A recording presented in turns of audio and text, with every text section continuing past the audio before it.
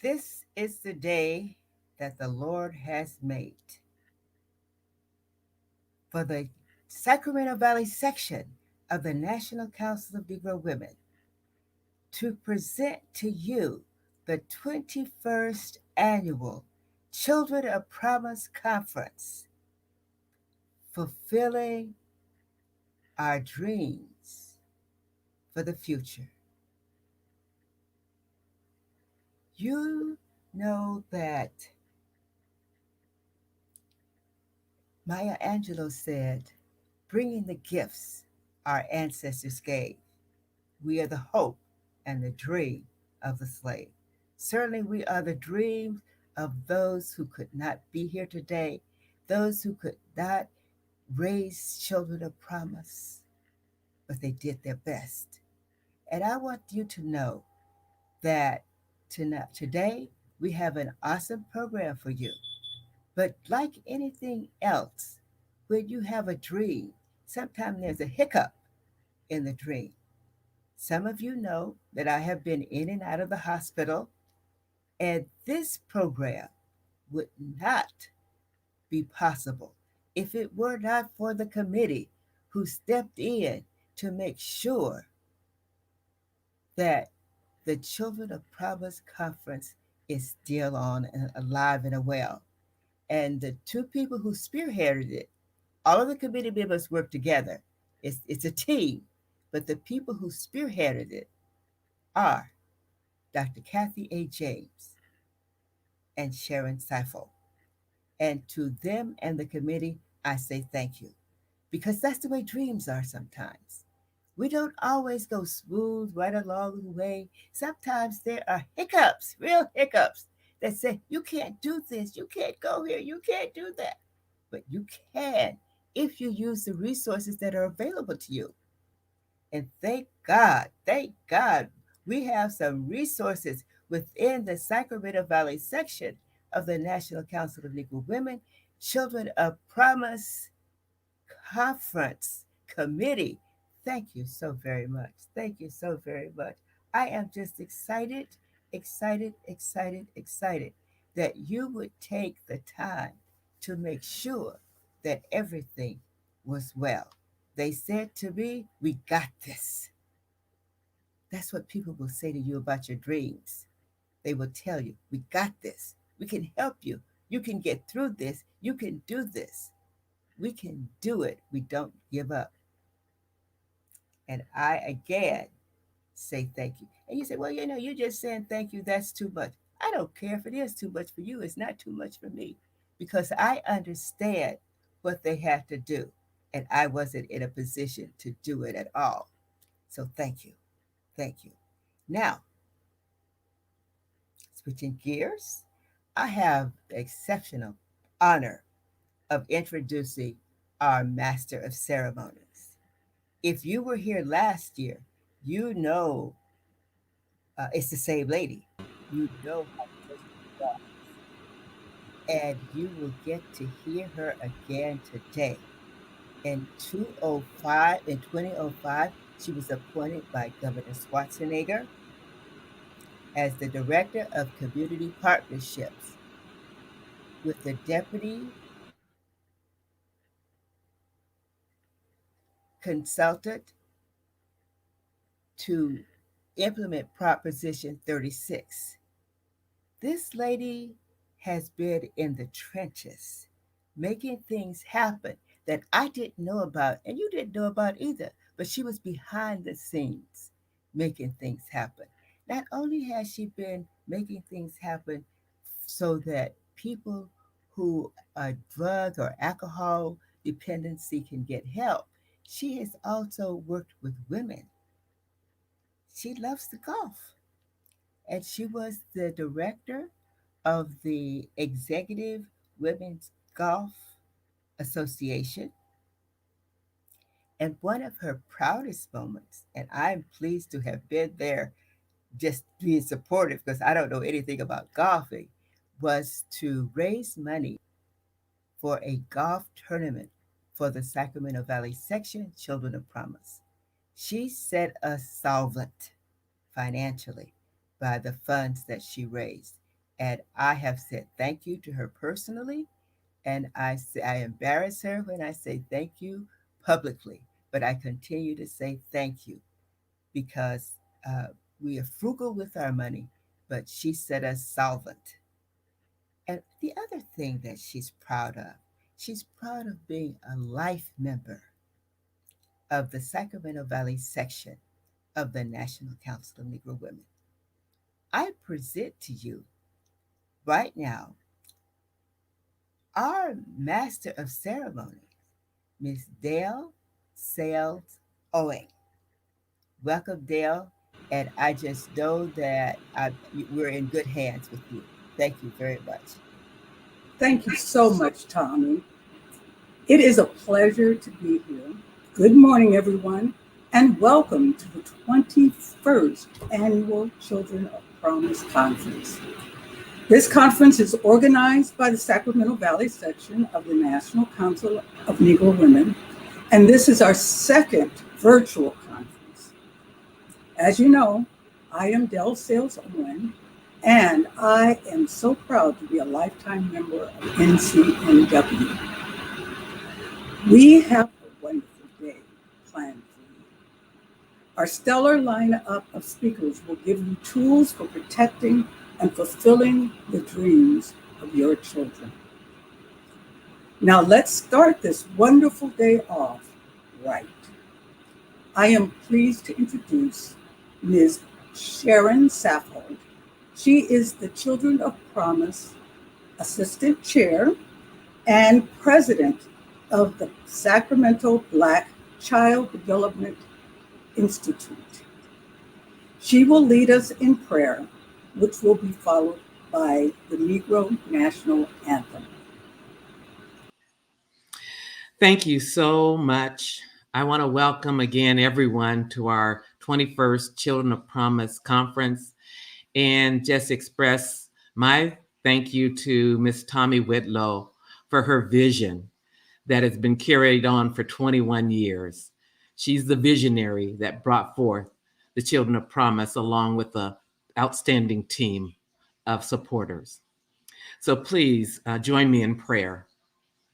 Father God, we just worship you and we praise you for this day that you've made. We will rejoice and be glad in it.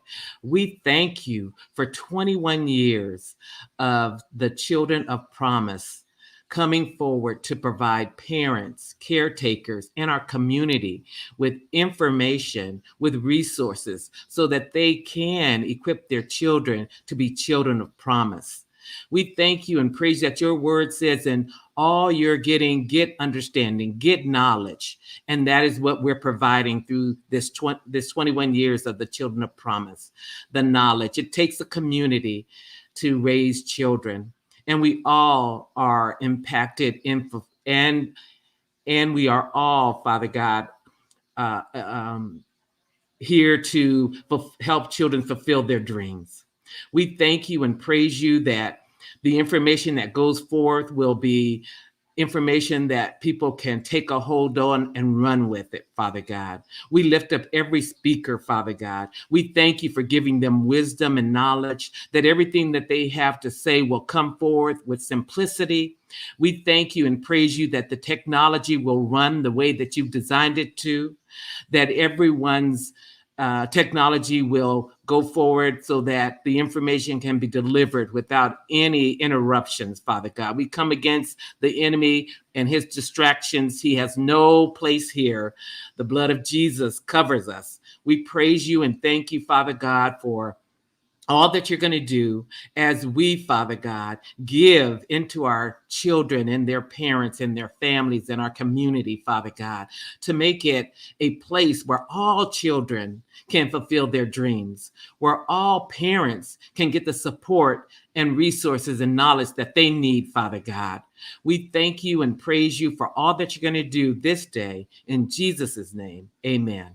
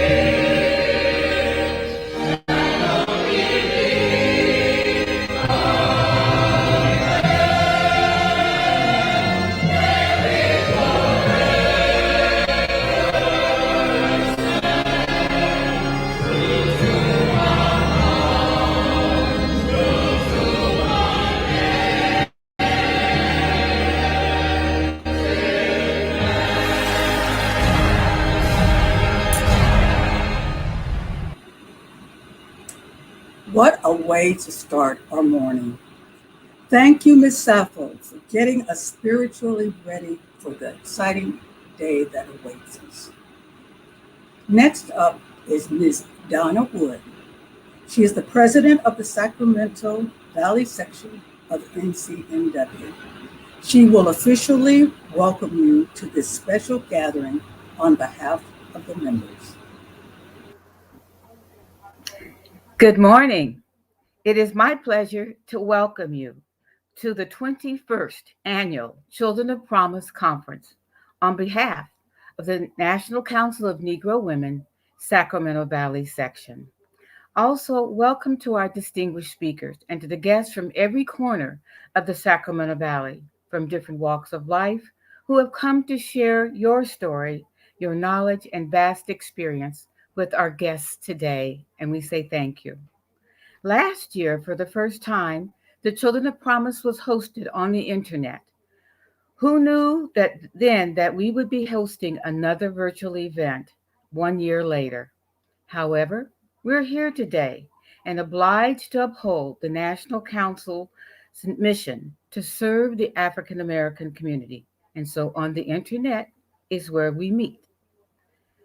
Let's pray that by this time in 2022, we will have the opportunity to meet face to face. The theme of today's conference is Fulfilling Dreams for Our Future. With a theme as rich as this and that it infers, I can assure the speakers today, with the speakers starting with Dr. Kathy James and ending with the youth panelists, that your messages have found a home with our audience today. And the information they will share will inspire new ideas, restore faith, and strengthen resolve to achieve even bigger dreams. I am proud to announce that this conference is supported by the following sponsors: Alpha Kappa Alpha Sorority, the Eta Gamma Omega Section, Reverend Alice Baber Banks, Odette Crawford, Dr. Hazel Mahone, Hickey House Books, Maggie C. Temple, Sherry Reeves of Point Access Limited, Leon and Della Johnson. Please accept our heartfelt thanks for your invaluable support for making today's event possible. And lastly, I wish to personally and collectively thank Ms. Tommy Whitlow and the Children of Promise Committee, who have worked steadfastly to bring today's remarkable conference to you. To our guests, thank you for spending time with us today, and enjoy the 21st Annual Children of Promise Conference. Thank you. Thank you so much, Donna. At this point, I would like to highlight a few important items, just some housekeeping here. First, we want to know who has joined us today for this special event. Please share your name and where you are viewing from. And you can do that in the chat. It would be great if you can click like, love, or share for this site as well. Next, you could be a winner of a door prize today. To show our appreciation for your attendance, we are holding 5 drawings. And the times start at 11:10, 11:37, 12:05, 12:32, and the last will be at 1:10. Those who have signed in today will be automatically eligible to receive one of the many gifts provided by our sponsors and underwriters. Winners will be announced online today. You must be present and call us to claim your prize before the end of this conference. The number is 916-678-1022, and it will appear on the streaming banner below throughout the day. Now, we are also pleased to announce that the wonderful information you will get today is available to you in a written toolkit. Most of our speakers have created a set of reference documents for you, so just copy the COP Toolkit link provided in the streaming banner below. Now, what if you have some specific questions for our speakers today? The contact information for the adult speakers will appear on the banner below at the end of their presentations. Now, it is my pleasure to introduce our keynote speaker, Mr. Eric M. Harris. Currently, he is the Director of Public Policy for Disability Rights California. You will be truly inspired by this young man's story. He was faced with circumstances as a child that would challenge even the most resourceful of parents. He is an example of how children can realize who they are and develop a sense of what they can become. He was born with a congenital hip dislocation. He had a number of surgeries at Stanford Children's Hospital and Shriners Hospital. Finally, with the use of braces, he was able to walk. He loved sports. And in high school, he discovered wheelchair basketball. His life changed. He commuted weekly from Sacramento to Berkeley to play with one of the most competitive teams in the country. In 2004, he and his team won the national championship. He was recruited by the University of Arizona on a wheelchair basketball scholarship. And after college, he continued to play and was founding member of the Sacramento Rolling Kings. Being passionate about adaptive sports, he also played softball with the San Francisco Wheelchair Giants. In college, Mr. Harris focused on public policy. He worked for Congresswoman Barbara Lee and began his education policy work for athletes with disabilities. His passion transformed into a mission. He has worked with the Democratic National Committee, the Sacramento Council member Alan Warren, the California State NAACP, just to name a few. He has done community work with disability leaders, community members, and elected officials throughout the country. Appointed by Governor Newsom, he now serves as a member of the State Independent Living Council. He is a living testament to how dreams, if nourished, can lead to greatness. Welcome, Mr. Harris. Thank you so much. It is such an honor to be here with everyone. And I'm so happy that you all were able to listen to my background. I'll say again, my name is Eric Harris. I am currently the Director of Public Policy at Disability Rights California. I'm originally from Northern California, born in the Bay Area in Berkeley, California, and raised in Sacramento and in Berkeley, California. It's so wonderful again to be here with everyone. And I want to start by first giving credit to my family and support system for being there throughout my journey. You all heard a little bit about my journey, and I'm going to talk a little bit about that. But I wouldn't be able to be here if it weren't for my parents, who've been extremely supportive of me throughout my life, from the time I was a child and going through the process of advocating for me, taking me to different hospitals throughout the state and throughout Northern California, taking me to different schools, making sure that I had all of the same opportunities that other kids had growing up, and really propelling me to a life of advocacy, a life of service, because that is what my parents represent, my grandparents represented, and I still try to embody that on an everyday basis. So as I said earlier, I was born in the Bay Area with a disability. I was born with congenital hip dislocation. And so I had to learn at a relatively early age how to navigate life differently than other people.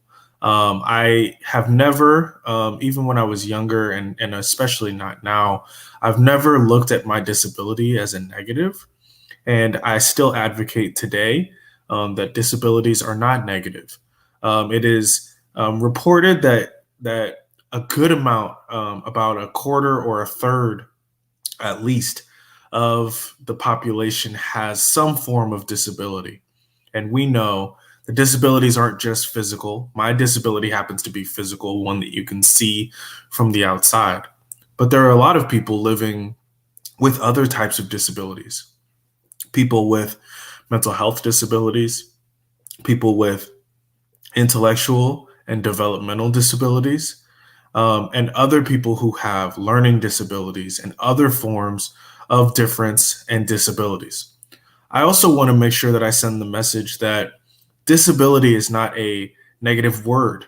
I know a lot of people try to tiptoe around using the word, and sometimes we'll say things like differently abled, or other terms that try to replace the word disability.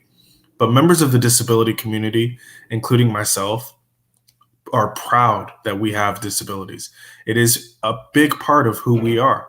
Just like me being an African American is a big part of who I am. I do not want to separate my disability or me being Black from who I am and what I represent to myself and to my community. So I started this process in sports. It's really funny. I played wheelchair sports, wheelchair basketball, when I was in high school. And I actually found it on kind of a fluke. I grew up and was in Sacramento. I was not able to make my high school golf team, and I was pretty disappointed about it. So my dad actually looked around for other sports that I could participate in because he knew I wanted to stay active and competitive.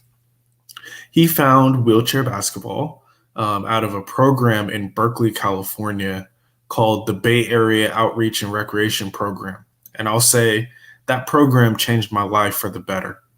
It gave me an opportunity to engage with other kids with disabilities, other Black kids with disabilities, other kids from communities that I interact with on a daily basis, all with disabilities. Because growing up, I always thought that I was the only kid at school with a disability. I was the only kid that I saw with any type of outward disability. Of course, I know better now to understand that other people might have had disabilities that I didn't recognize at the time. And my parents really encouraged me to be a part of adaptive sports and wheelchair sports. And it propelled my life to a whole different stratosphere. I was able to compete at a very high level and travel all over the country and see other kids with disabilities. I started down this process and made it to college. I earned a scholarship to attend the University of Arizona, where I went for 5 years and played basketball. And I graduated with my degree in Africana Studies with a specialty in policy and politics. I knew growing up, my dad, Mark Harris, is an attorney in the Sacramento area, but he really, and he does more than just, advocate as an attorney. He's also a professor at UC Merced in the Central Valley. He was an attorney and is an attorney, but he always showed myself and our family that attorneys don't have to fit into a certain box. They don't just have to go to court. They don't just have to go to big law firms. They can do other work as well, including public policy and policy work. So while I was in law school at the University of Oregon School of Law, I had in mind that I wanted to be a policy person. I wanted to change and impact laws on a big scale, whether it was in a big city, the state of California, or in Washington, D.C. So, with that in mind, all of my internships, all of my kind of entry level jobs were with how can I change policy in mind. So Congresswoman Barbara Lee, who represents the East Bay Area, Berkeley, and Oakland, she gave me an incredible opportunity to work for her a couple of different times, including in Washington, where I had the opportunity to meet all types of people, and it really lifted up my expertise, my experience in the world of policy.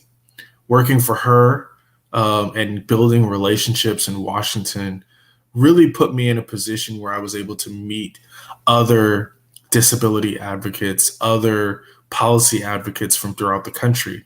And it gave me a platform as an African American with a disability to really speak on intersectional issues that matter to our community. A lot of times, and I said intersectional for those of you who might not know, intersectional meaning that some people, all of us, most of us, represent multiple marginalized groups, whether it's being an African American and a woman, or being a person with a disability, or a person who's an immigrant. All of these different groups, a person in the LGBTQIA plus community, all of these different groups are important, and we cannot separate them from ourselves. We live full identities of all of these marginalized groups. So it really gave me an incredible opportunity understanding policy from that standpoint. I had the privilege of working for the California State NAACP in California, working for Alice Huffman, who was the president of the statewide NAACP for a really long time. And that really gave me lobbying chops in the state capitol. I was in the Capitol advocating on behalf of African Americans, the Black community here in the state, on issues that matter to us. And something that I always tried to bring to my advocacy, even at the NAACP, was the understanding that Black people with disabilities are detrimentally harmed in a lot of ways, in a lot of different spaces, whether we're talking mental health, whether we're talking special education, public safety. All of these issues that impact the Black community also impact the Black community that has disabilities. So it was important for me to continue with that in mind. I have the amazing opportunity to go over to Disability Rights California, which is a statewide nonprofit organization that advocates on behalf of all people with disabilities in the state of California. It's been a wonderful opportunity for me. There is a protection and advocacy disability rights organization in every state and territory in the country. And we are funded by the federal government and by the state bar of our state. So we have an incredible opportunity. We have 300 staff, about 100 attorneys who all work on disability rights issues. And my role at Disability Rights California, I'm the director of public policy. So I see kind of over the public policy unit of our large organization. So we work on advocacy in the state capitol with our state legislatures, with our state legislator here in the state of California, in Sacramento at the state capitol. We sponsor bills. We also take positions on other bills, whether it's in support. Most of the time it's going to be in support, but sometimes there are some issues that we have to oppose, issues relating to especially conservatorships and mental health. I know a lot of people have been noticing in the news, especially over the last several months, the story about Britney Spears and her current issues with conservatorships in her family. So issues like that we have to make sure that we're paying attention to. But it's been a really incredible opportunity. And I know, one of the messages that I really want to be able to send, not only to the people here, but the people who aren't able to be here, especially young people who are navigating a time that is very unique, and not just in California, but throughout the country.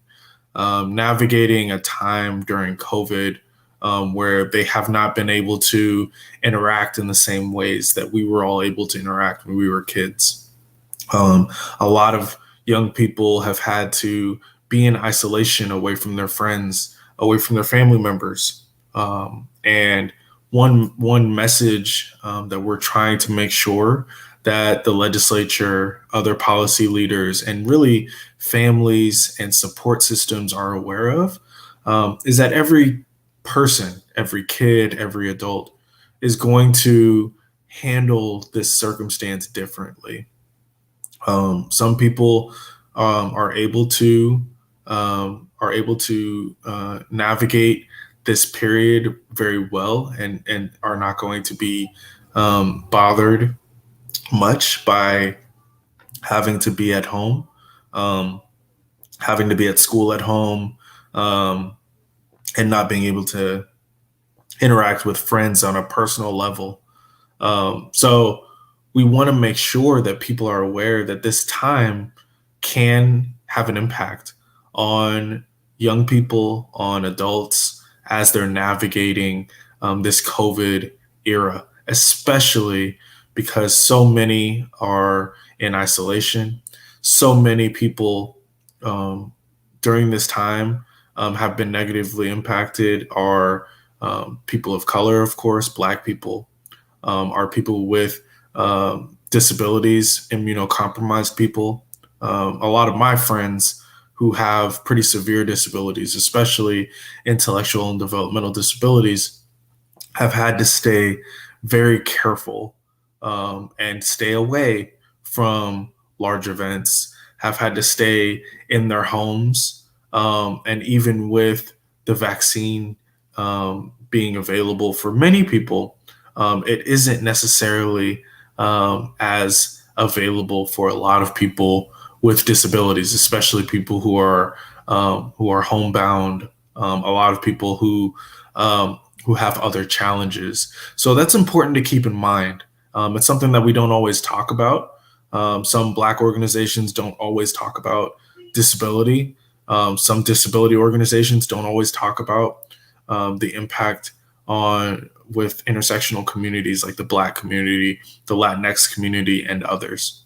So I just really think that it's so important that we bring both of those intersections together, and that we continue to talk about it.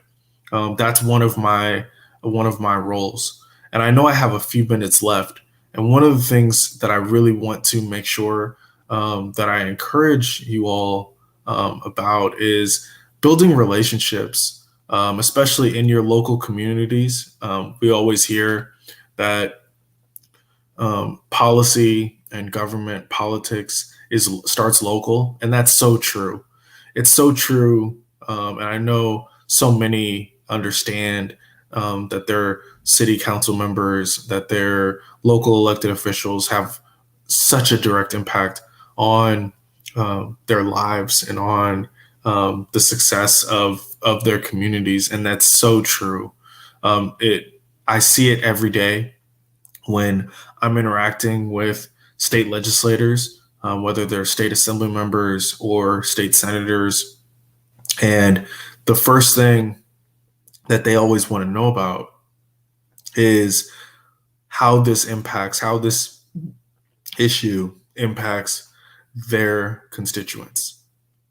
And the policy work that we do, whether it's subminimum wage, ending subminimum wage for people with disabilities, or ending the use of chemical spray in protest situations, or making sure that kids have the proper services, mental health services while they're in school.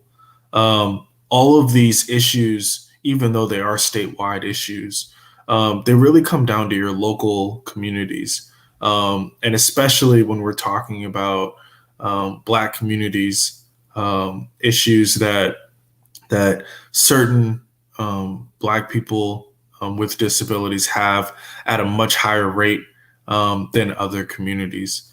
So I just want to make sure that you all are keeping in mind the importance of communicating with your local elected officials. I used to work for a local elected official here in Sacramento, and I can tell you that the relationships that people build within their communities is really where it starts. And it's such a positive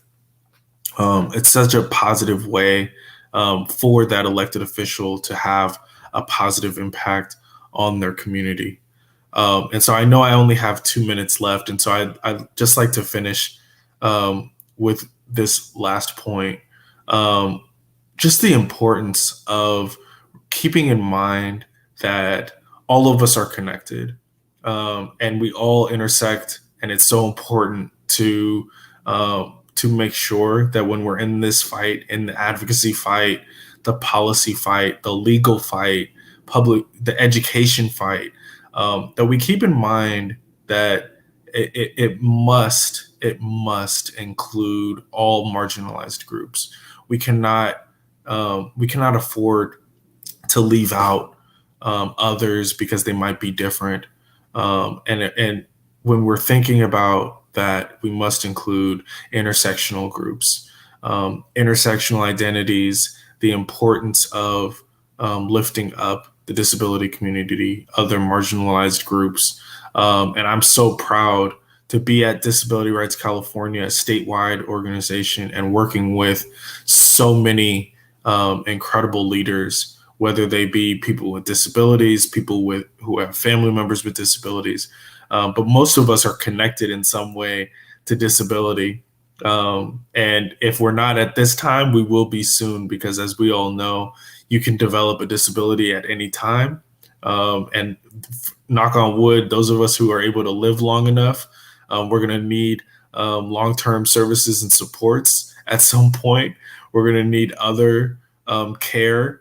And so it's just so important to make sure that we're treating people the right way, that we're advocating for people in the right way. And so I hope that we all can continue to do that. But I just want to thank you all for having me here today. It's been such a pleasure, and I look forward to the rest of your great event. Thank you, Mr. Harris, for that enlightening presentation on the challenges and the rewards of lobbying for the disabled. And thank you for including in your talk the connection with the other marginalized people. So I would like you all to know we are just getting warmed up.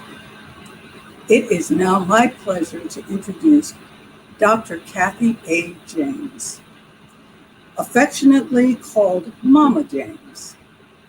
Dr. James declares that she is out to save a nation, one woman at a time. She is the founder of Esther Nation Foundation, a ministry that supports and breathes life into women who have been abused by the cares of this world. She is a credentialed life support coach and founder of Crosswalk Life Coaching. She is employed as a certified service excellence coach. She teaches positive lifestyle principles to women that can change their world. She is an author. She speaks at conferences, retreats, family support groups, and seminars. She has traveled and shared the great news with women across the United States and abroad in Africa, London, and Costa Rica. Mama James has a great love for the ministry of women. She will now show us the ABCs of how to jumpstart education success. Welcome, Dr. James. Great. Thank you and good morning. I have so much enjoyed everything that I have heard thus far, and I am honored to be a part of this conference for the second year of being virtual. Last year with you all and back again this year. And she's already given you the introduction, but I want to really start out indicating that I am actually, Dominic, if you could put my slide up, that'd be great. Thanks.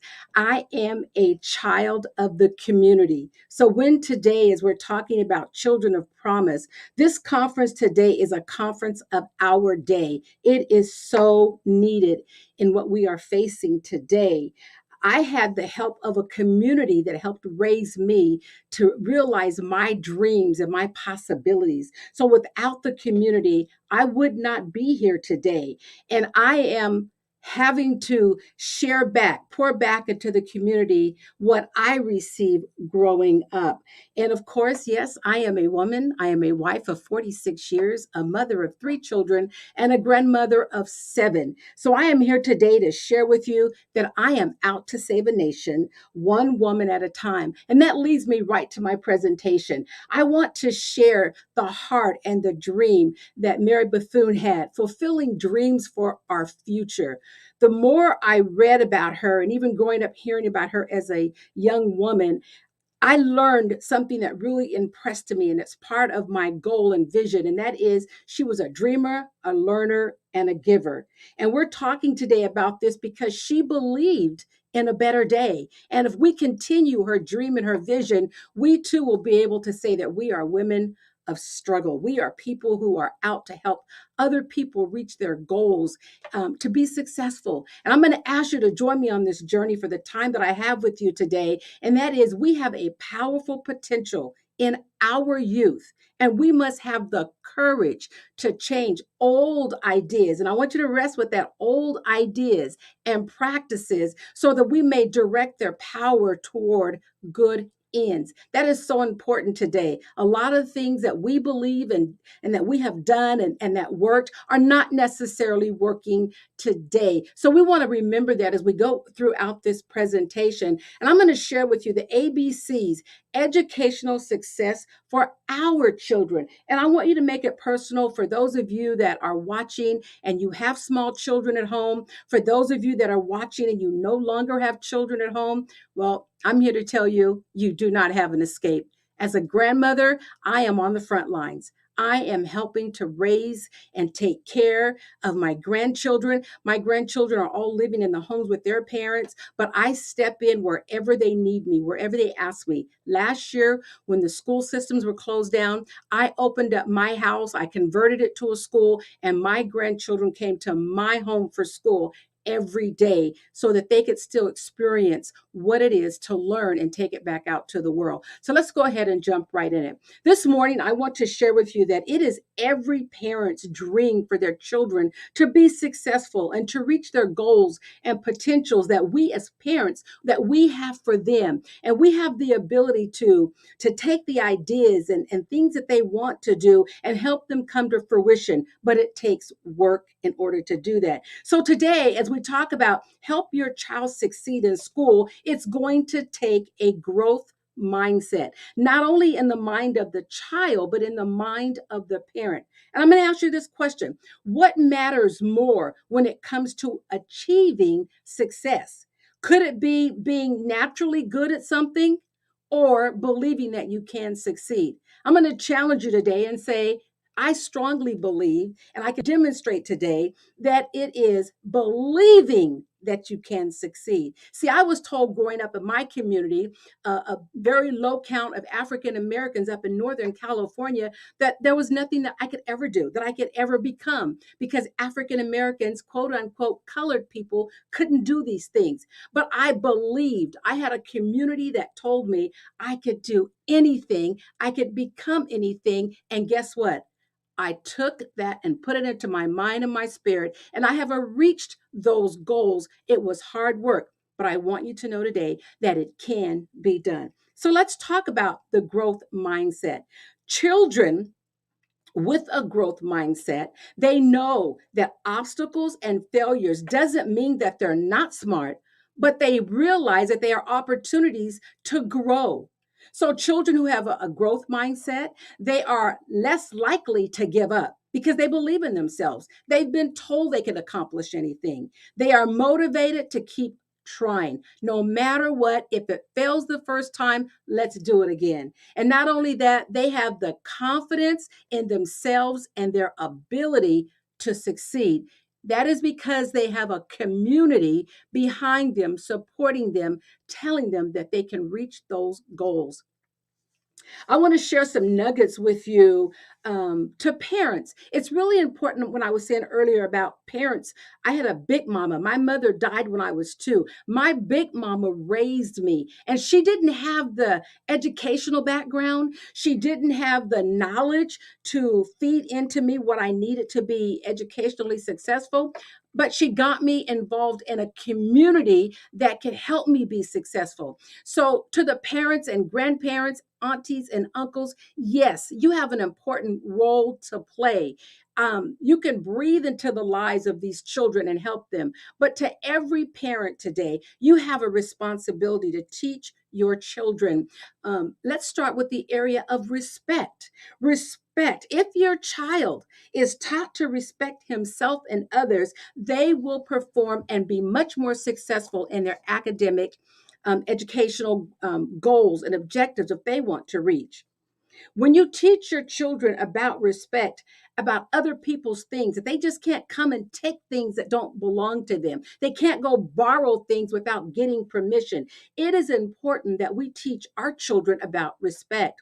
Responsibility, teaching your child about responsibility, getting their work done on time, doing what they say they're going to do, follow up on their tasks that have been assigned to them. Teach them, but you do that by demonstrating that. Make sure that whatever you tell your children you're going to do, that you do it.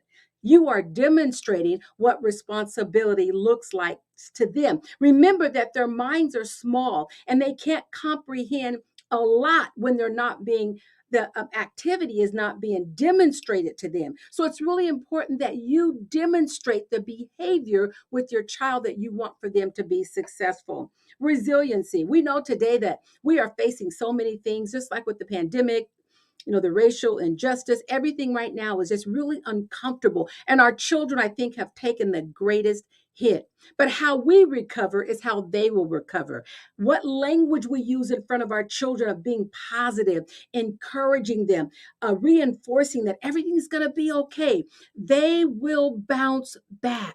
So we have a responsibility that if we want our children to learn and be great, we have to teach them what that looks like in their lives. We want to make sure that we use praise wisely with our children. Don't tell your children that they're great and they're smarter than everyone else all the time. You can tell them how good they are, that the world is waiting on them. I told my kids that every single morning, hey, the world is waiting on you. You need to do the right thing. You need to make good decisions. But I also reinforce that with, you're going to have to work hard to continue that. I don't expect you to be a failure. I expect you to be successful. So we want to make sure that we use praise appropriately. And then take the fear away from failure. Don't make your kid feel like if they do something and it doesn't work, that they're just going to be afraid and they're going to get in trouble. Let's remove that part of failure and let's start repeating to our children, it was difficult this time, but we'll try it a different way the next time. And we'll keep doing it and we'll keep doing it until we perfect it. It's kind of like baking a cake or making peach cobbler for the first time. It takes a few times before you get it right. And then you're comfortable doing it over and over. So just remember that you speak into the lives of your children about being positive. And then use the power of technology.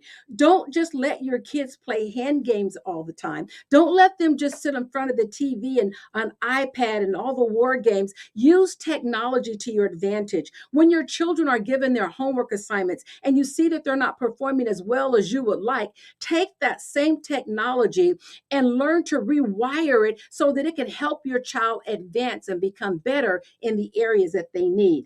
We also want to talk about Nelson Mandela, education is the most powerful weapon we can use to change the world. Parents, we have to make sure that our children are getting the tools and resources that they need. It is the only thing that they can't take from you. I promise you, when your children learn how to read, you can expose the world to them. If they never go across the world, they can read about what's over across the world, and they can entertain any conversation with anyone when they have the gift of reading that you parents can give to them. And to parents, let me give you some home nuggets if we're talking about the ABCs of jumpstarting your education for your children. One is give your children chores right off the bat. So many people tell me that they wait to give their kids chores when they're 12, 13, or 14 years old. Well, I'm here to tell you that does not work well. To have your children start doing chores when they're 3 and 4 years old, like removing their plates from the table, picking up their homework assignments, packing their own backpacks, teach them to make their own lunch, teach them how to do their laundry. There are so many things. We have education just wrapped around reading a book and adding numbers together. Education comes in and designing a complete whole individual. So you have a responsibility in making sure that your children can do chores right from the very start. Teach your children about good coping skills. What does it look like when things don't go your way? You should not be crying and falling out on the floor and kicking, because when you go to school and you do that in the classroom, it won't work well for you. So you have to teach your children what appropriate behavior is if they're going to be successful in the classroom and on the workforce. I worked for the state of California for 40 years. And I always found it interesting. I worked in executive management. When I would get employees, when I hire employees, I could tell those student employees whose parents invested into them of what life looked like and how they were going to have to be flexible at any given time. They just didn't get their way. I would give an assignment, and if they didn't like it, I could tell by their response and their behaviors. How you teach your children to cope with life on an everyday basis will show up with them later. So make sure that you intentionally invest in teaching your children good coping skills. Also, you want to set expectations according to their abilities. Don't have your children doing things that are way above their level. Just because they deliver doesn't mean it's in their best interest. There are so many times that children are working outside of a scope of what they really understand. Let's start working at perfecting those areas so that as they grow and get stronger, then we can start increasing those areas of responsibility for them. Should we set expectations? Absolutely. I believe I would rather fail at trying to do something than to have no goal at all. Make sure you do the same for your children. And then we want to develop good social skills. How do you get along with other people? You love your child. But when your child gets to the classroom or on the play yard or goes to different places, everyone doesn't feel the same way about your child that you do. So you must teach your children how to share. You must teach your children how to communicate effectively. In doing this, when they are in the public arena, they know how to behave, how to respond, and how to manage different situations they will encounter every single day. So those are nuggets for parents to remember to help their children. A few more nuggets, because again, I've been working with mothers for many, many years of teaching them life skills. And sometimes I am very saddened. I came from a home where we were taught different behaviors in our home. And now today, when I go into different homes or work with different women, the ability to manage their finances, clean their homes, cook their foods, take care of their everyday responsibilities is not there. We want to stop that today because just like I read to you earlier, we have got to get rid of some of our old habits and start bringing in some new habits for our children to learn and pick up and walk into the future with, because they have dreams, they have possibilities that they want to reach. But if you're sitting at home on the couch and you're not doing your job, you're stuck in the TV, you're on Facebook and you're watching Who's Ever Basketball Wife or Baseball Wife, and your poor child is missing missing the great opportunities that are available to them today. And you have that. I'm going to give you some tips in just a few moments that you will be able to use and take out to the public arena so that you too can advocate for your own child. So children, to be allowed to learn from their failures. When your child fails, make sure you make it a lesson. One of the things that I did with my children and I do with my grandchildren today is every opportunity, every incident that you have with your child is a learning opportunity. Everything that you do with your child is a learning opportunity. Don't miss the moment. You don't take everything and just drill it into them and just make them get sick of wah, wah, wah, wah, wah. That's not what you want to do. But what you want to do is that you want to be aware, you want to be alert, so that when the right experience comes along, you want to grab it and make it a lesson. You want to make that a lesson. It's like if your child is going to walk across the street without looking for cars, that's an opportunity for you to explain why that's not in their best interest. So make sure that you teach your children how to learn from their failures. And both parents must be able to resolve conflicts in a proper manner. And I could talk on this one all day, but I'm just going to stay a few seconds because my time is short and I have so much more to share. One of the things parents, whether you're living together in the home together with your children or you're separated, fight to be good parents together. No matter what you do, make everything about the child. When your child sees conflict resolved in a positive manner, they too will walk out into the world and they will know how to manage conflict. They'll know how to have discussions around it without yelling and screaming, without name calling, without putting their hands on other people. Because I want you to take a deep breath right there. And I want you to understand this. We are in a no-touch society. We are in, I'm not being yelled at. You're not going to talk to me. I know when I had employees and when I managed a customer service line for the state and people would call in, they'd yell and scream at my staff and everything. And I would say, well, just take a deep breath and deal with it. We don't do that anymore. We tell our staff, try to resolve the issue. If they start calling you names, if they don't want to hear what you're saying, kindly say to them, thank you for calling. I am now hanging up. We don't want our children dealing with people in that manner. So you must teach your children how to resolve conflict in a positive way, and then encourage your children to reach their goals. If they complete their goals, there should be a reward sometimes. But see, I always believe that if I gave you an assignment, I expected you to complete it. If I told my children to clean their bedroom, I expected you to clean the bedroom. There was no reward for that, except for you had a clean bedroom. However, there are times that you want to excuse me, there are times that you want to take a few moments and acknowledge and give them that exceptional reward for something that they've done consistently or something that you feel that they've gone above and beyond, so that when they walk back out into the public arena, they stand out above everyone else. This is one thing that I really want to make sure from Mary Bethune that we understand. The whole world opened up to me when I learned how to read.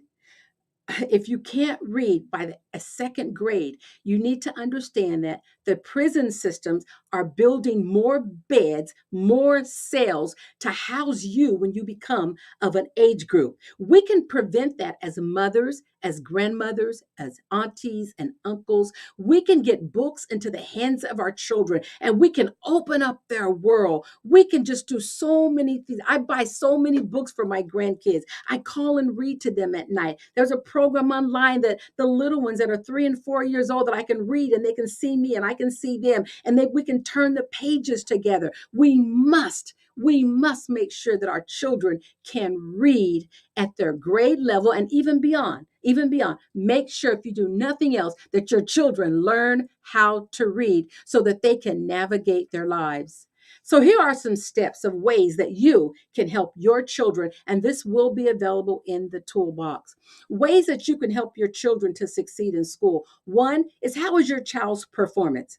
Parents, it is your responsibility to meet with your children's teachers and let them know that, one, I am concerned about my child. I am involved in my child's life. I want to know what it is that they're doing, how well they're doing, and what areas do you need me to pay attention to. So please make sure that you are contacting your child's teacher on a regular basis, and listen to your children when they come home and they express a behavior or an activity that took place at school that they were uncomfortable with.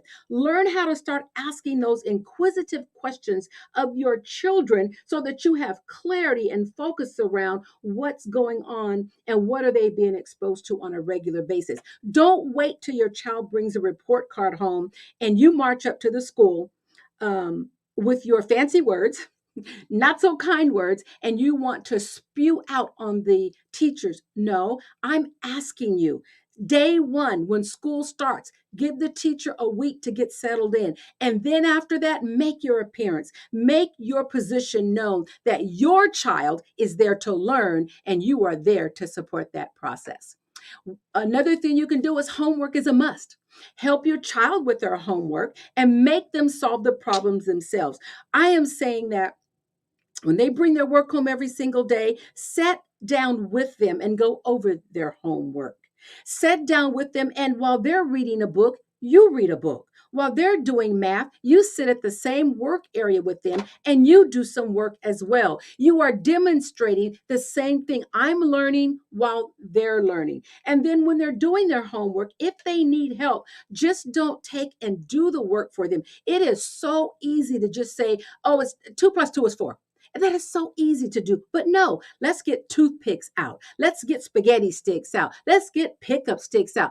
I'm going to show you. Give me 2 sticks. Give me another 2 sticks. Now let's count all the sticks. How many do we have? That is so important that you teach them how to problem solve when they're not in the classroom. And understand that your teacher, your child's teacher, has about 20 to 30 students. And your child is getting very minimal time with that instructor. So it's important that you spend as much time as possible with your child at home to reinforce those few moments of the instructor to ensure that that information is really getting into them and they're understanding the steps and the processes. Because if they miss just one step, if they miss one step, even though they get the answer right at the end and the teacher goes back to look at it and correct it, and she says, no, you missed a step. How did you come up with the answer? They can't demonstrate how they came up with the answer because they missed a step. That's our responsibility as parents to ensure that they get what they need. Have a positive attitude. I have a few moments left, about 6 minutes. Thank you.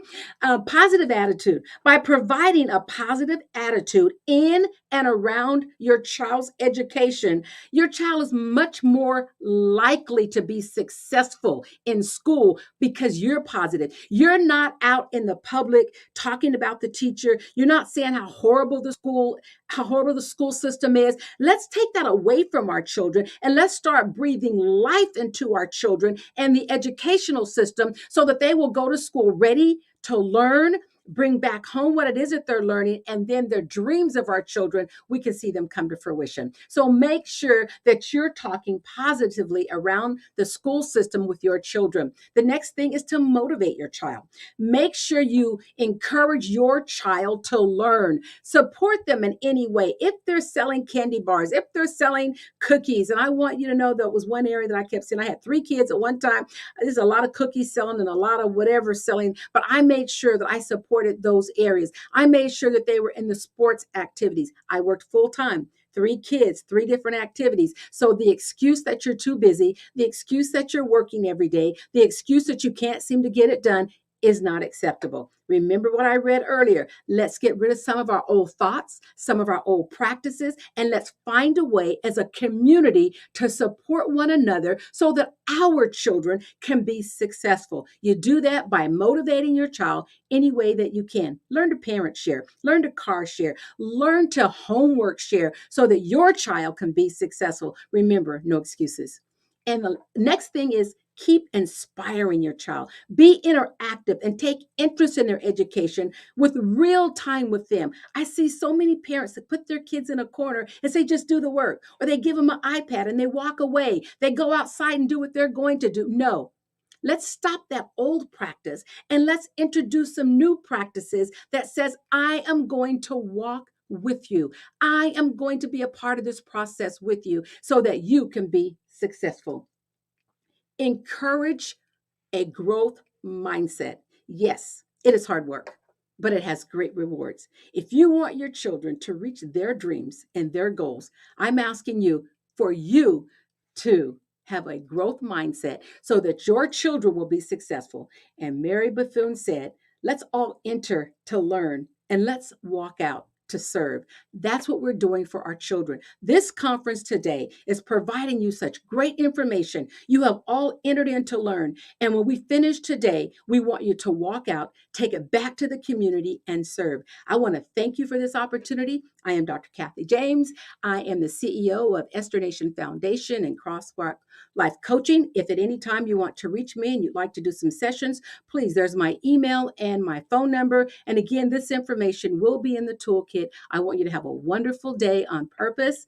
And thank you for this opportunity. You're back in the hands of, here she comes. Thank you very much.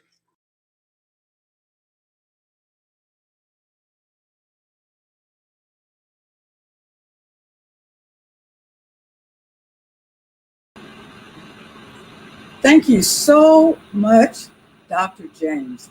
That was a fantastic presentation. I have so many notes here, all these little nuggets. And remember, you too can get your toolkit. And the name of where you get that from will stream across the bottom.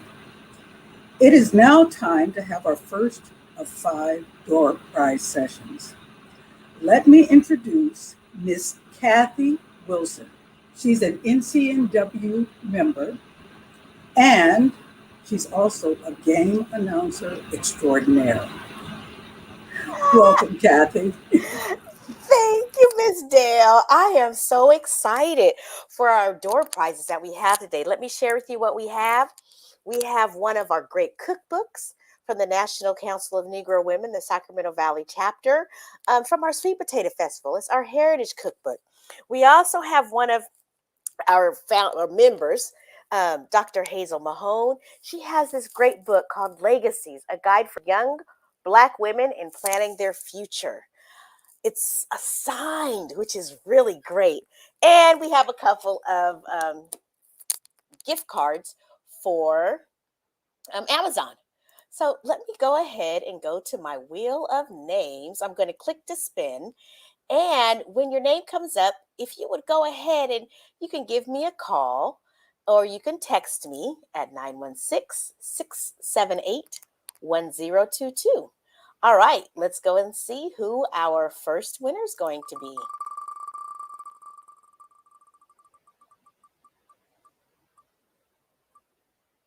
All right, Miss Tonette Napper, you have won a $25 gift card for Amazon.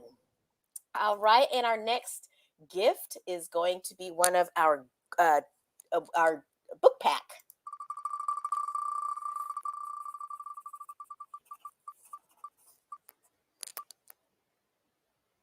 Ooh, and Ty DuBose.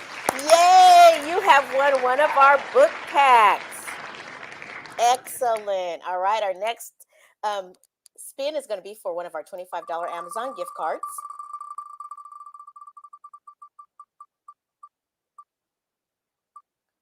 Arnett DeBose. All right, you have won our gift card, and our last one for this session will be one of our book packs. So let's see who wins that one.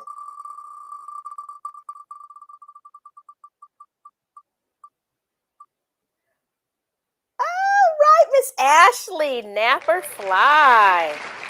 Thank you so much.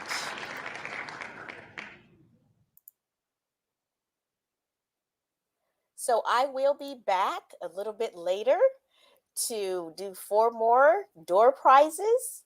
All right, so if you could go ahead, Tonette Napper, Annette DeBose, Ty DeBose, and Ashley, if you could go ahead and text me or give me a phone call at 916-678-1022. 1022. I will go ahead and get your name, your email, and address so that you can get your prizes. Thank you. Congratulations, winners. Kathy, you are just a joy to watch. I look forward to you coming back and doing 4 more drawings for our audience. It is now my pleasure to introduce Ms. Marie Napper. Ms. Napper is retired from the state of California, where she worked as an accountant.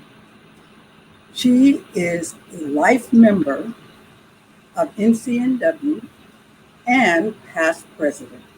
During her presidency, the Children of Promise Conference was formed. She has been part of the planning committee ever since. That's 21 years of commitment. The conference goal was to educate parents on how to nourish the dreams of children and prepare them for their missions. Ms. Napper is a beloved mother, grandmother, and great-grandmother. As an accountant, she knows the value of understanding wealth management. And now she will talk about why it is important for parents to have that money talk with children. Thank you, Ms. Napper. Thank you, Dell. I'm really excited to be here with you guys today, just to start the conversation about teaching children about finances. Since we don't have it in our school system, we as parents, grandparents, and great-grandparents have the responsibility of sharing whatever we know about money with our children. Do you remember the first time you learned anything about money?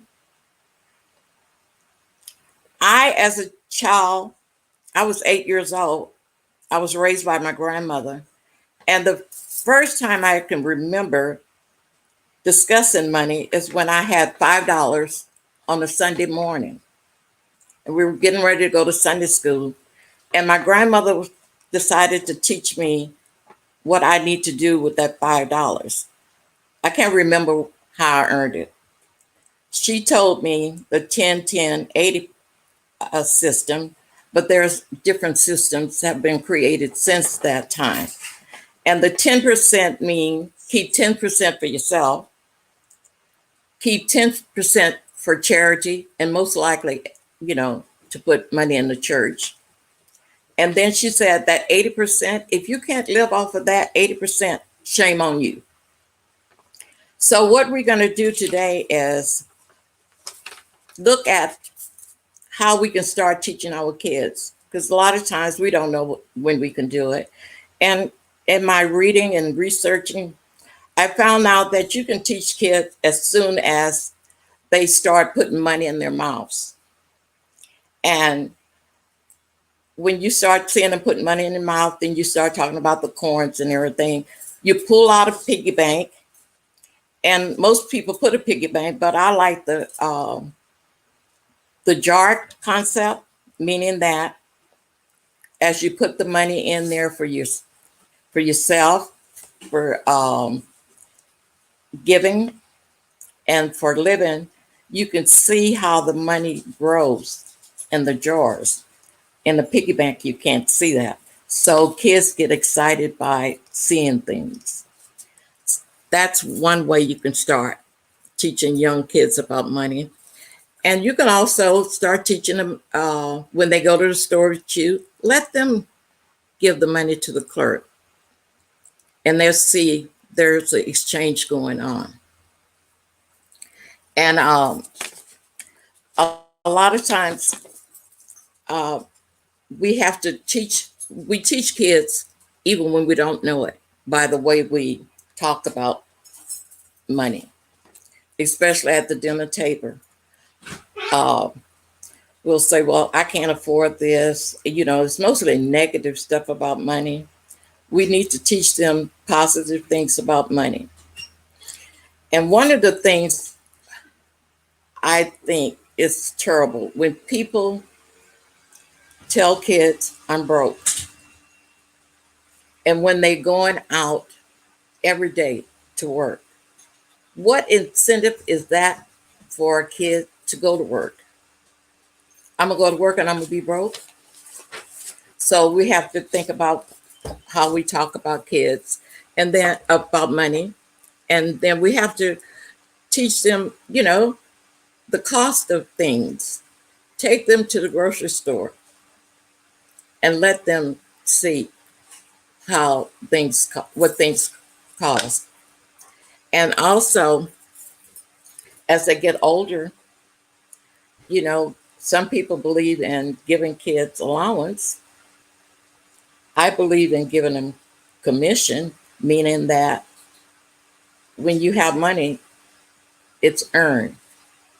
Money is not free. You get gifts of money, but the majority of the time you have to earn it. So, like Miss James before us, Dr. James before me, saying that you give them chores and they get a commission for that. So I prefer a commission versus allowance. And then you teach them the importance of giving because, just like love, if you want more love, you get it, give it to someone. And that's the same way with giving. You can give and make sure that sometime, excuse me, I'm sorry. A lot of times when you give, a lot of times kids say, oh, I want to buy that, take that and buy a soda with. But you have to teach at that time the importance of giving. And so, and then when you teach them about savings also teaches delayed gratification.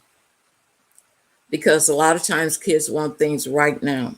But if they start learning how to save, then they're learning to wait. And then you need to teach kids about being contented in what they have at the present. A lot of kids will go to school and see their classmates or whoever have XYZ, and they come home and complain, why can't I have it? You need to teach them to be content and grateful for what they have at the present. They might be able to get it later on. Another thing we can teach kids, especially when they're getting ready to go off to college, but even in high school, you start teaching them how to save for college. Like if they get a little job at McDonald's or Burger King or wherever, let them start saving and putting away for college. If it's nothing but to buy the books for the semester.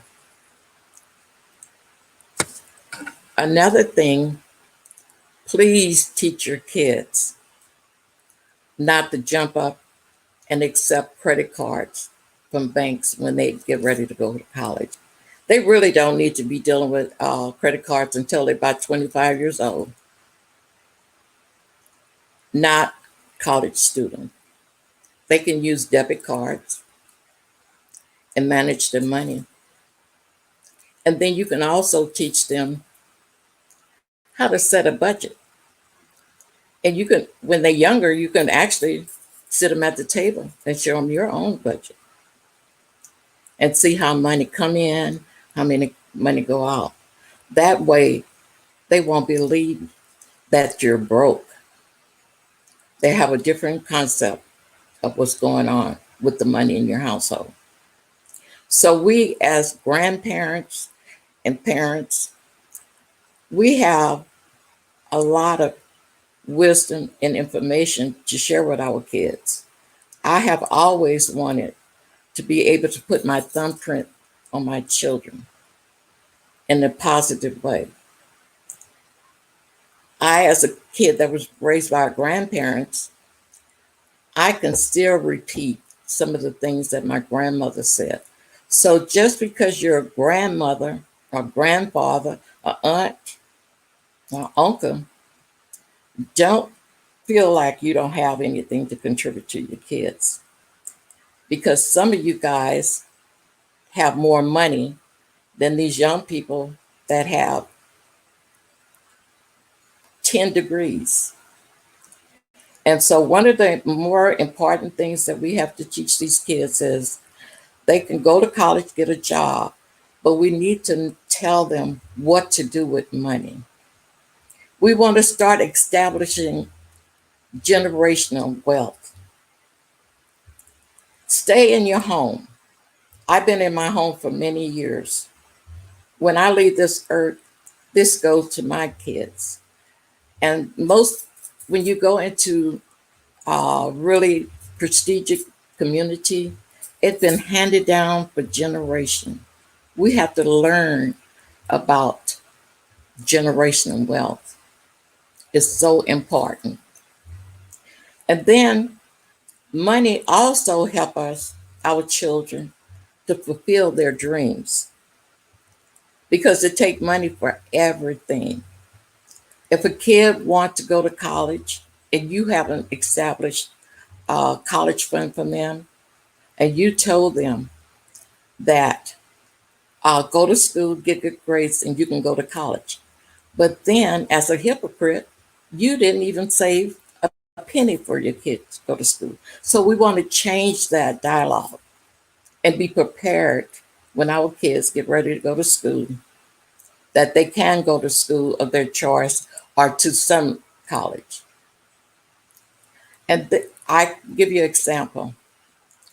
When I used to look at my son, he and his buddies, they would sit around talking about the stats and the paper. I said, well, if they could read the stats in the paper, which I couldn't, I knew how to read the financial pages.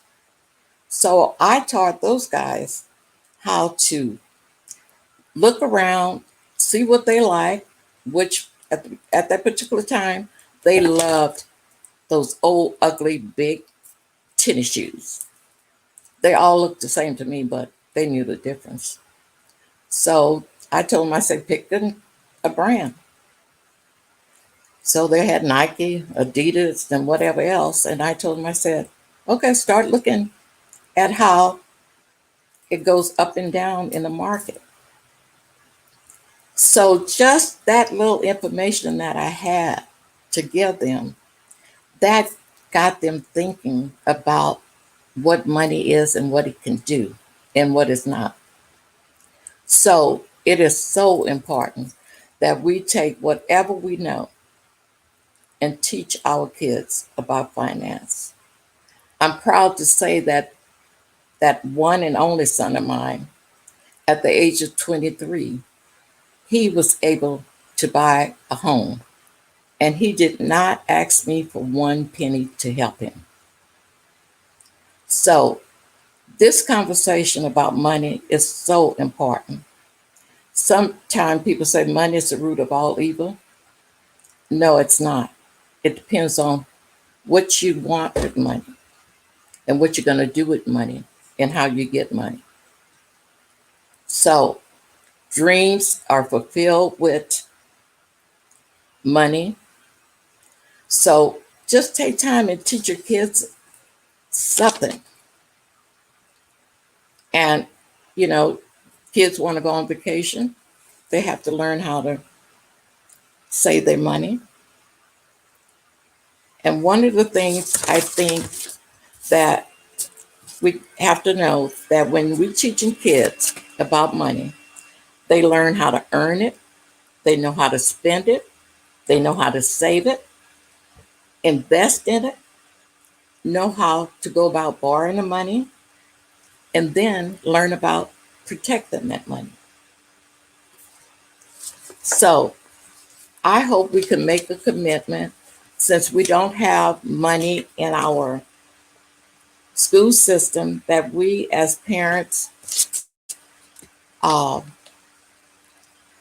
work on that part of our children's education. Um, and one of the things I think when we do teach our kids about money, it helped them to not make as many mistakes as we did with money. They would be far better off than we were. So, um, all I can say, like everyone else here today, I am so happy that we could have this conversation and you start conversations with your friends and your family members on the importance of teaching our children about financial situations. And also, one of the most important things is to teach generation wealth. I thank you.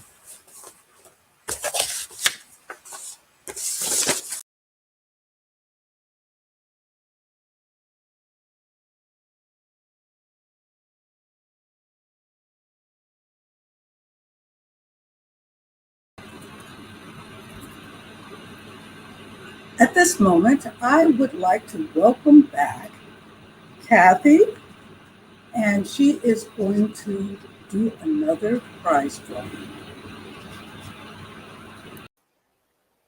All right. All right. I am really, really excited to get this done again.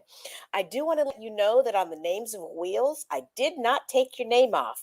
So if you win twice on our smaller drawings, I'm going to spin the name again so someone else can have a chance. But I wanted to leave your name on so that you could have an opportunity to win our grand door prize, which is a $250 gift certificate to Bye Bye Baby. So let me go ahead and go to the Wheel of Names.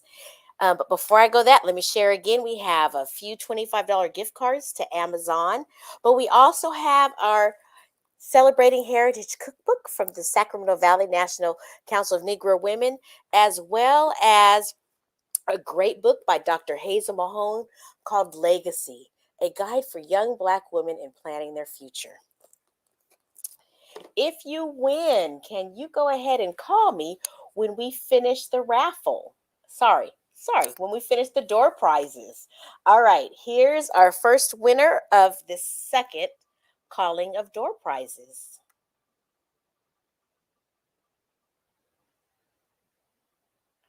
All right, Johnny Riley, you are our winner of our gift card. All right, let's go ahead and move on to our set of books.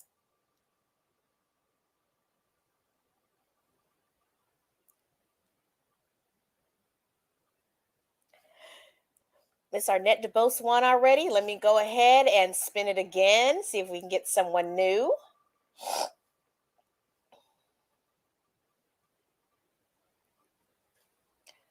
All right, Sharon Davidson. Yes, you have won a set of books. Great. All right, let's go ahead and do a $25 gift card for Amazon.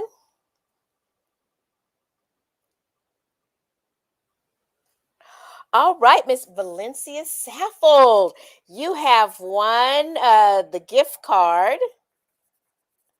All right, let's do our last one for this session, and it will be a set of books.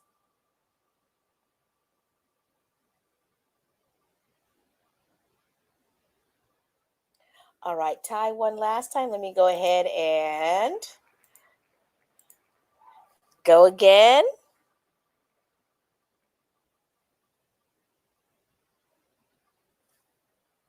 All right, I'm going to click it one more time, see if we can get someone new.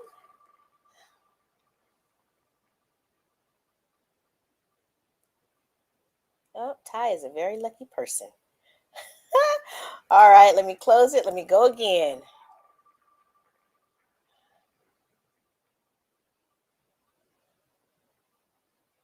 All right, Miss Jolene, congratulations.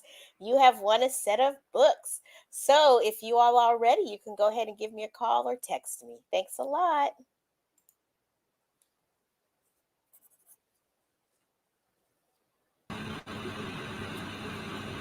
Well, congratulations, winners. There's another door prize. Actually, there are 3 more door prizes. So please stay till the very end. Now that Ms.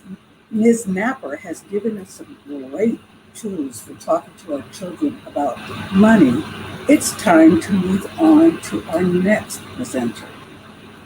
I would like to introduce Ms. Sherry Reeves. She is the principal consultant and executive director of Points of Access. It is a social innovation agency that helps organizations to become culturally responsive, trauma sensitive, and developmentally appropriate. She helps school districts, agencies, and corporations create mutually nurturing spaces. She serves on numerous advisory and policy committees. She is also a coordinator for the California Early Care and Education Collaborative. Ms. Reeves facilitates parent webinars through the Love Space Institute. She will now teach us all about mountaintop parenting. Welcome, Ms. Reeves. Thank you so much. I am so excited to have joined this wonderful conference, the Children of Promise Conference, Fulfilling the Dreams for Our Future. This is an exciting opportunity for us to all collaborate and learn from each other. The earlier speakers are so wonderful, and I just thank you for the opportunity to share some exciting information. One of the things that I want to talk about is mountaintop parenting. What does it mean to parent from the mountaintop? What does it mean to parent from the mountaintop? Mountaintop parenting really is recognizing that, you know, I have 3 children and not one of them showed up with some sort of instruction booklet. No one tells us how to parent. We learn by how we're being parented. And so that means that we have intergenerational connections with how we're parenting. And so that's really, really important to think about. I want to think about the fact that in this conversation is that what it means to parent from the mountaintop instead of the valley. You know, from the mountaintop, we can really see all of the different aspects of what the valley looks like. We can see obstacles, we can see the rivers, we can see everywhere that our children are traversing or walking or navigating this world. And we have a clearer picture of how we can help them. We know where to reach out to have wraparound services. We know where to reach out to them to make certain that we are supporting them in the ways that they need to be supported. We know how to take care of our children if we have a global scope of it. And we know that we're taking care of our babies from pre-birth until college. And so we need to think about how do we help them to stand in their power. We help them to stand in their power first and foremost by holding them up in their power. And that's why this particular picture is so important, that we're holding them up in their power by how we parent them and help them to understand that they are gifts not only to our families, they're gifts to our village, and they're gifts to this entire world. And that's really essential for us to understand. So one of the things that I want to talk about then is parenting not only from what we see, but the underlying neurobiology of parenting. We're sitting in the middle of a pandemic, and I just want to say to all the parents, you know, you deserve a big hug. We are so thankful that you are pressing on and pressing through on behalf of your children through this pandemic, and together we can get through it. We want to think about parenting really in a dual way. That it's bi-directional. In other words, not only are we parenting our children, but in the process, we are nurturing ourselves. That we need to think about what does that feel like and look like for us, and how do we make certain that we are meeting our needs, our social emotional needs, at the same time they're meeting our children's social emotional needs, and making certain that they're being nurtured on a deep neurobiological level, and not only on what we see on the surface. So I'm going to, you want to go to the next slide? Do I have the slides? Okay, thank you. All right. One of the things that I want to do is I want to open up with a quote from the Mountaintop book, Parenting. And it really is thinking about what is parenting from the child's perspective and the adult's perspective. Uh, you know, we can talk about, and I have some wonderful fond memories of growing up with my grandmother and with my extended family. And then when we grow up, we remember only aspects of that childhood, right? We don't remember, what we needed and how we needed it, that we needed to really feel loved in all spaces and places. We weren't really able to articulate that. So I just want to start with this quote from the book, from a child's perspective, because we really are teaching them their ABCs and coloring inside the lines. But we really want to think about also what is their perspective and what do they need to be nurtured neurobiologically. So he says, I colored the sky blue and the sun yellow, even colored the grass green. So I say, color me beautiful too. That our children are in fact beautiful, and they're beautiful inside and out. And we really need to make certain that we understand how to support them to ensure that they have a strong sense of self. So I'm going to start with this aspect to just think about that. Nourishing the human spirit really is not only our social emotional by showing them that we love them, but understanding that we need to root ourselves in divine love. We need to root ourselves as parents in a love that is unshakable, that's unbreakable, because our love actually does impact our children on a deep neurobiological level and ourselves as well. That our head brain, our brain is what we're using to think at school. We're learning about finances. We're using to organize our thoughts. As the other speakers were saying, we have a gut brain also that really helps us to feel whether or not how we feel in the world, how our health is initiated in the food that we're digesting, and our heart brain of how we're feeling emotionally. And these are things that really impact how we support these areas of our bodies. As we're nourishing our children's human spirit, impacts how well they're able to learn from us, how well they're able to use their cognitive part of their brain to learn finances, to use their self-regulation, to be calm and take time to sit in the classroom, and how we're able to calm ourselves so that we can be strong advocates for our children in all spaces and places. So one of the things that is really important, and we've heard two of the speakers say this earlier, but I really want to impress upon how we need to think about this as far as our interrelationship with one another, how we parent together. And I mean intergenerational parenting. That means the father, the mother, the cousin, the auntie, the grandma, everyone is parenting this child.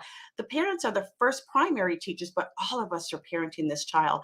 So the fact that we take care of each other, that we support each other in our own well-being, in our own healthy brain development, and those other brains, our gut instincts and our heart space, that we do it with love, because love ensures that the brain has solvent neuroplasticity. In other words, it's flexible enough to be able to lay down some important brain parts, brain neural pathways, so that we can learn, so that we can stay calm, so that we can navigate the world successfully. And so we need to really surround our children with love. We need to hold them up in love. We need to think about them as we're holding them up on the mountaintop, and that we're on the mountaintop ourselves, and thinking about how we work through this world successfully. So to really go over that in a limited amount of time, I'm just going to walk through the alphabet of the mountaintop to give you some idea of how we can support our children and how we can support ourselves developmentally. First of all, love space is a state of being. Any space that we're in, we want to make certain that we're standing in a space of love, that our children feel it, that we feel it, that they're self-love, that we're grounded in divine love, and that we are unshakable about how we feel about love, that we are merciful. M for merciful, really that means that we need to be self-forgiving. We make mistakes as parents, and if we acknowledge the fact that we're making mistakes, then we allow our children to make mistakes too, and to learn from that. Not only that, is that when we are merciful and calm and kind to ourselves, then it really does calm our stress response system neurobiologically and allow us to be able to think clearly. When we are in a state of calm, in a state of grace, where our nervous system is calm, then we have full access to our cognitive part of our brain. And so we can think and make decisions more clearly. So we want to make certain that our children are calm so that they have full access to their neurobiological cognitive part of their brain so that they can think more clearly. We want to be mindful. That means, we want to think about with great intentionality how we interact with our children and how we talk to ourselves. What is our self-talk? To be mindful of how we're talking out loud and how we're talking non-verbally to our children and to ourselves. And then we want to consider the fact that our brains are malleable. In other words, our brains change consistently by the interaction. By this, every time we interact with someone else, it can change our brain. So we want to make certain that we're changing our brains and our bodies for the positive ways so that we have strong neural networks that can learn, that can teach, that can stay calm, that can think clearly, that can make decisions, and that can guide our children with our best selves. So, and in that process, then we are really laying down and supporting the neural networks in their brains so that they can think more clearly. And so we want to take a stance with them. We want to take a stance with our children that calms the stress response system and helps us to have full access to that, the prefrontal cortex, or the part of our brain that helps us to think more clearly and make good decisions about finances, make good decisions about partnering with the teachers that are teaching, our other teachers who are teaching our children, make good decisions about how we're interacting with each other as an extended parenting organization within our own family, within our communities.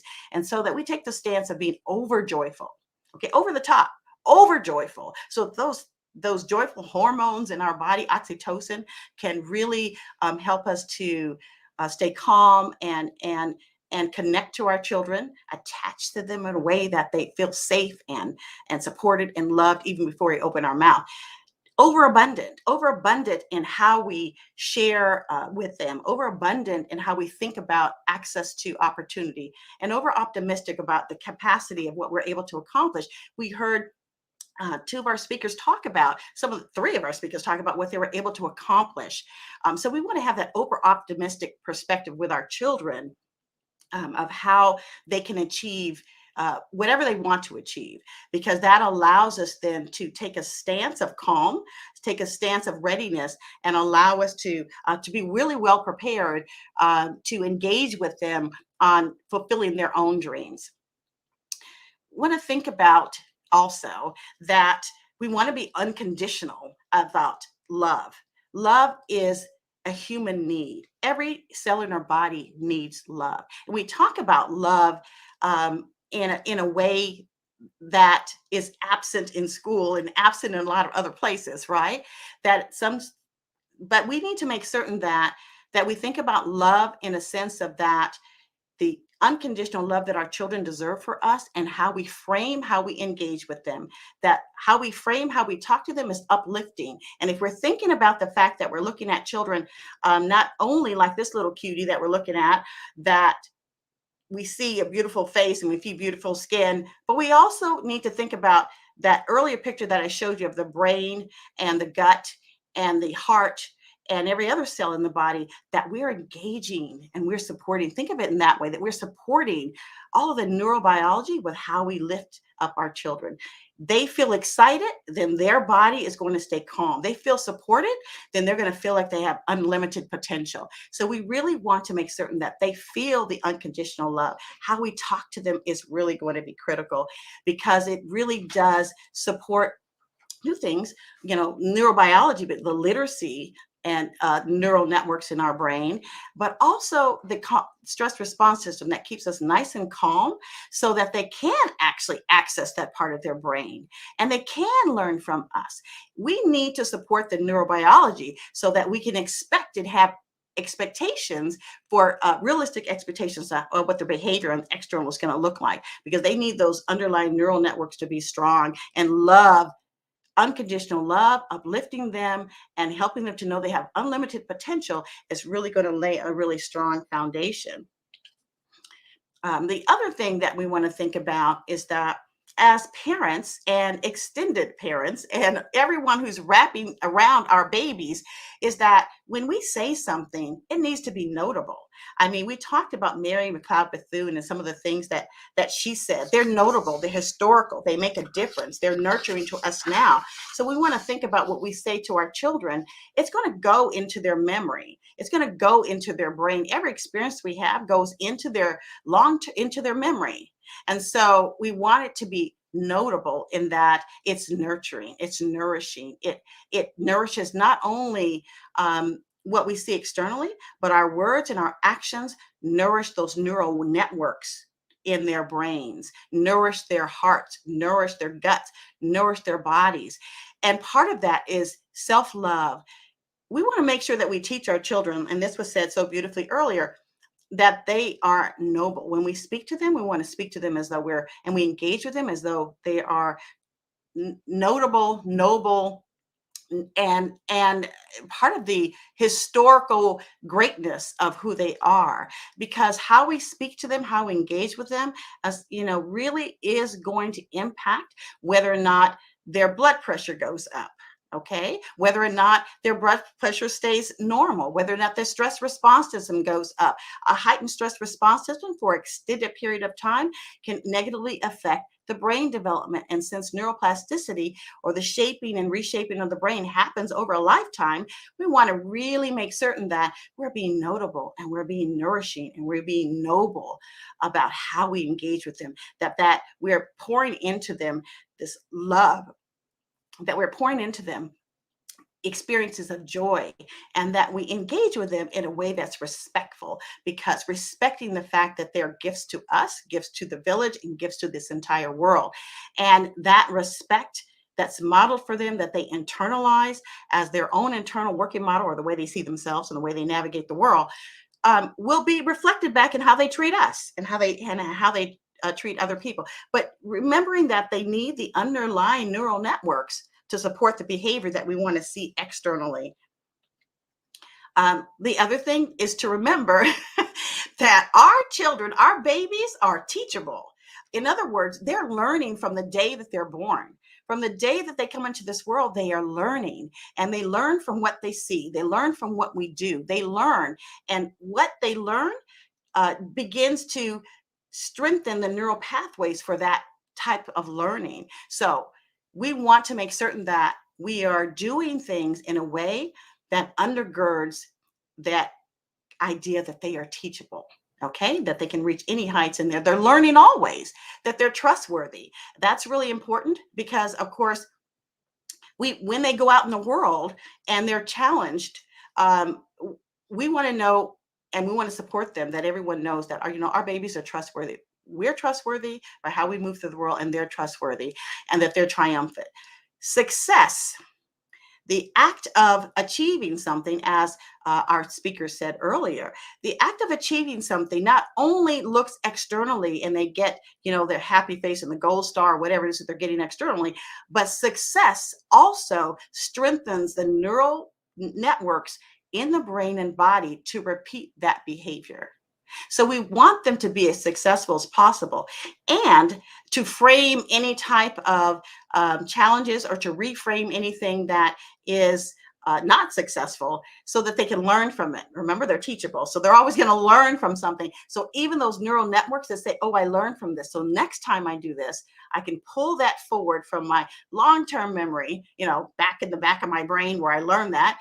And I can use that knowledge to build a new information, so I can be triumphant and I can set up myself for success for the next time as well.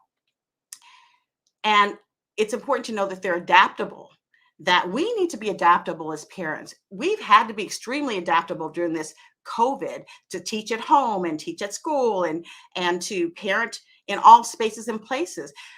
It's so important that when our children leave our homes, that they still feel wrapped in love. We need to think about them in loving ways, whether they're in front of us or not, whether they're at school or wherever there is, and set the expectation to everyone else that we know our children's goals are attainable. Absolutely every single one of them they want to achieve. They may have to take a different avenue, but they're attainable, and they can sit in that confidence. and stand in that power. The other thing is that we want to make certain that our children know that what they've accomplished and what they can accomplish is attributable to those who came before them, to have a sense of who their history is, who they are, because there's certainly strong research that says that when our children know who they are, when they know a sense of what historically has been accomplished from their community, then they are going to be able to sit calmly. They are going to be more open to learning. They are going to be really, really grounded in that, in their own power. And so it allows us then to really build on the neurobiology, and I want to keep saying that neurobiology of our children's well-being, their learning, and their understanding. So adaptable, attainable, and giving attributes. Not only that, but that anything that they accomplish, we want to make certain that they know that they should have it attributed to what they've achieved as well. We want to be intentional about everything that we do, knowing that we're impacting the overall neurobiological wellness intergenerationally, not only our children, but whatever reshapes in their own bodies, then that's something that could be passed on to the next generation. So we want to be intentional about how we pour love into our children, how we pour love into ourselves, because we're reflecting that as like mirrors back to one another, so that engagement between us is intentional and loving. We want to be imaginative and creative, so that we're always activating and helping them to create new neurons to continue to have their brains grow. And we want to be inclusive in the fact that we have different hair, we have different skin tones, we have different body types, and we want them to feel beautiful and strong in their own right, because their self-awareness and the way that they see themselves is really important to their psychological, social, emotional well-being. And then they're more open to being inclusive to everyone. Developmental differences, we all think differently. We have neurobiology that's different. Just like our fingerprints are different, our brains are different. And that needs to be honored and respected and supported. We want to normalize being excellent. We want to normalize the fact that literacy is wonderful. There are multiple ways to read a book. We can read the pictures before we can read the words. We can read the words. We can retell the story. We can act it out. We can really embody what literacy is. So we want to normalize beautiful black skin in all different shades. We want to normalize beautiful hair, black hair in all different ways. We want to normalize the fact that love space is a state of being, right? The worthiness of being loved and having access to everything. Because as I said, love is important. It impacts us on a deep neurobiological level and can be a positive, wonderful impact. We want to help them to navigate the world successfully in who they are, and to learn how to negotiate those valleys, those mountains, those obstacles, and help them with intentionality. Great intentionality. Intentionality means on purpose, okay? Paying attention to it, giving our time to making certain that we know what we're doing and why we're doing it.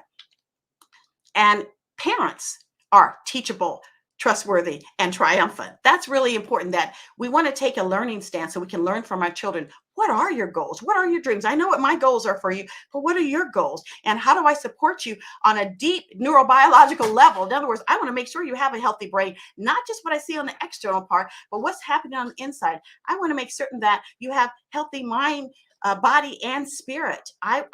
As a parent, I'm trustworthy, and I want you to see that. I am triumphant, especially during COVID, right? We were all triumphant. But to be intentional about what that needs to look like and what that needs to feel like in reflection to our children. Overall, for us to be, how we discipline our children is so important. Discipline in a loving, joyful, respectful way, because the discipline is to teach.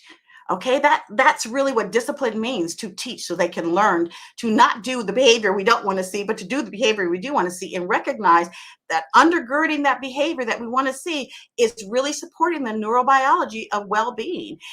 We want to be open-minded and we want to be open-handed. Our children should feel that they can come into our arms and be wrapped in a loving hug. They should feel that they are respected and honored and cherished. And when we show them that, we can expect to receive that. And yes, we need to hold boundaries for them till they're able to hold them themselves. So we do need to keep boundaries, but we certainly want to make certain that we give them what they need on a deep neurobiological level, supporting social emotional wellness. And that supports our own social emotional wellness, because they're not going to be dysregulated or tantruming or having a fit all the time, which will dysregulate us and make us stress. So by intentionally loving on them, intentionally pouring love into them, and almost thinking about it as if you're going to pour it into every single cell in their body, right? I showed you the 3 different types of brains, because that's really going to help them to have the underlying neurobiological structure in order to show us the external types of behaviors that help them to be successful in this world. And our parenting should be praiseworthy. In other words, we should feel like, we should know, and it should be evident that it is praiseworthy, that it is powerful, and that's purposeful, that we know what we're doing. It's not something we do because we have children. It's something we do because we have a gift of children in our lives, and we have a responsibility to support them on a deep neurobiological level, developmentally and lovingly. And it's a powerful gift that we're given to raise children. It's a wonderful gift to raise them intergenerationally. And it's very purposeful, because just like the generations before us and the ancestors we have, we're laying the foundations by bringing our gift of our children to the world on what they can do, and the transformation that they can do to really support this world is remarkable. So praiseworthy, powerful, and purposeful, understanding the multiple levels that we need to have. This information is really from parenting book, the Color Me Beautiful series, which is a journey to wholeness. It's grown-up picture books, okay? Which means that it doesn't matter how we read, how well we read. We can learn to read. It's true they're not reading, but the whole important thing is are we getting the information that we need to parent from the mountaintop on a deep neurobiological level, to see our children's full potential, to pour love into them, and to savor the moments of self-care. We need to pour it into ourselves as well. And then what does that look like when we create a holistic, mutually nurturing space for all of us, so that we can all thrive and do well?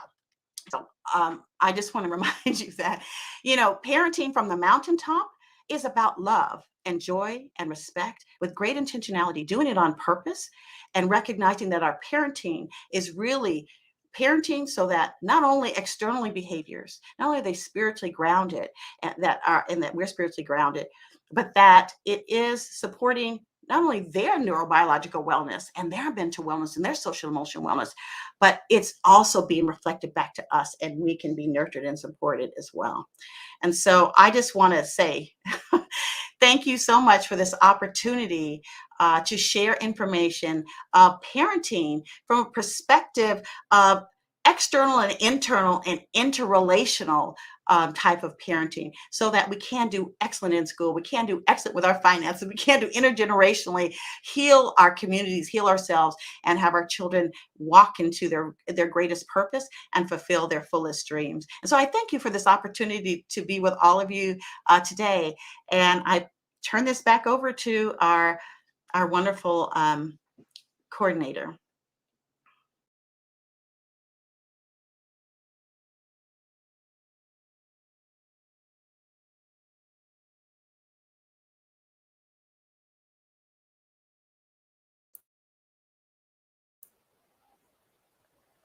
All right. That was so good. I am so excited to share this information that we're hearing. But right now, it is time for another door prize round. I'm going to go ahead and show you the wheel of names again. We want everyone to win. So if you get chosen twice, we're going to go ahead and spin the wheel again. So let's go ahead, and this is going to be for our books. So let me go ahead and spin the wheel this time.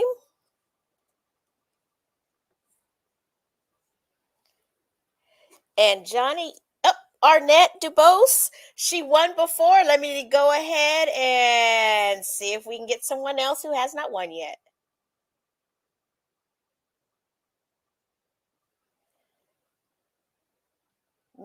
Marilyn. All right, Marilyn, we have a set of books for you.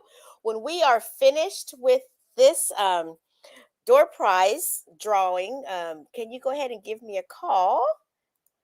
Or you can text me. This is for our $25 gift card to Amazon. Valencia, you have one before, so I'm going to go ahead and spin the wheel again and see if we can get someone else.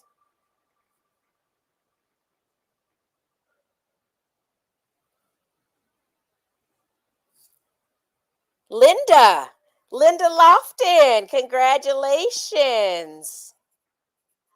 You have won a $25 gift card to Amazon. We're going to now raffle our 2 books off. Kanisha, you have one. We don't have a last name for you, Kanisha, but when we are finished, if you can go ahead and call or text me, and let's go ahead. And this is for a $25 Amazon gift card.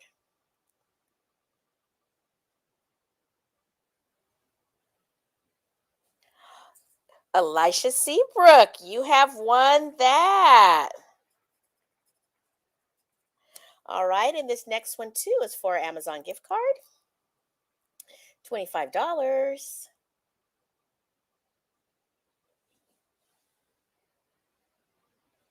Oh, it says Kanisha again. We're going to go ahead and close that and see if we can get someone else.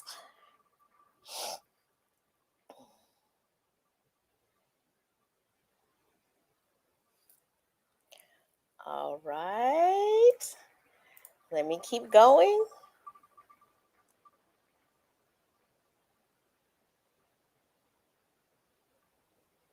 All right, Maureen Anderson. You have won a $25 gift card. And then this is our last door prize. And then we'll have one more set of door prizes. This is for a $25 Amazon gift card.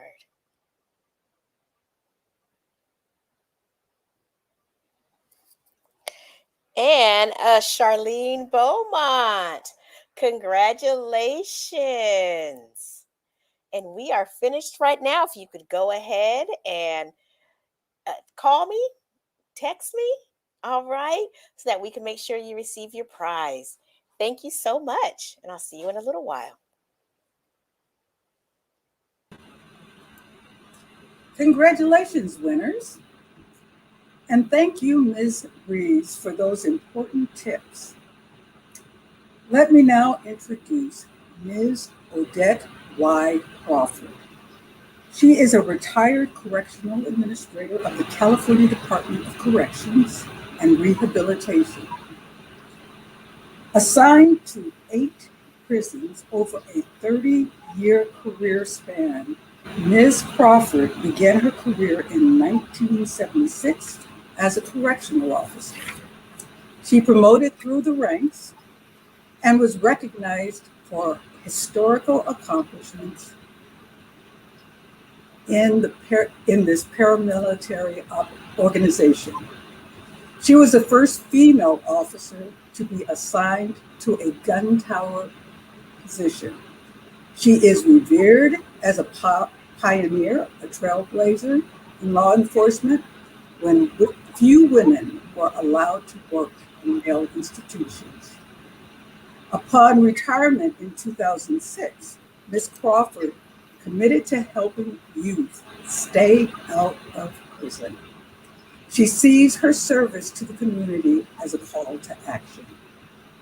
Ms. Crawford gives back to the community through her work as a community intervention consultant for at-risk youth. She is also a court-appointed special advocate for foster youth. She is renowned for her parenting empowerment workshops throughout California. Ms. Crawford will now update us on the upcoming changes in law enforcement and juvenile justice. Welcome, Ms. Crawford. Thank you so much. I am so excited to have been here listening to all the great information.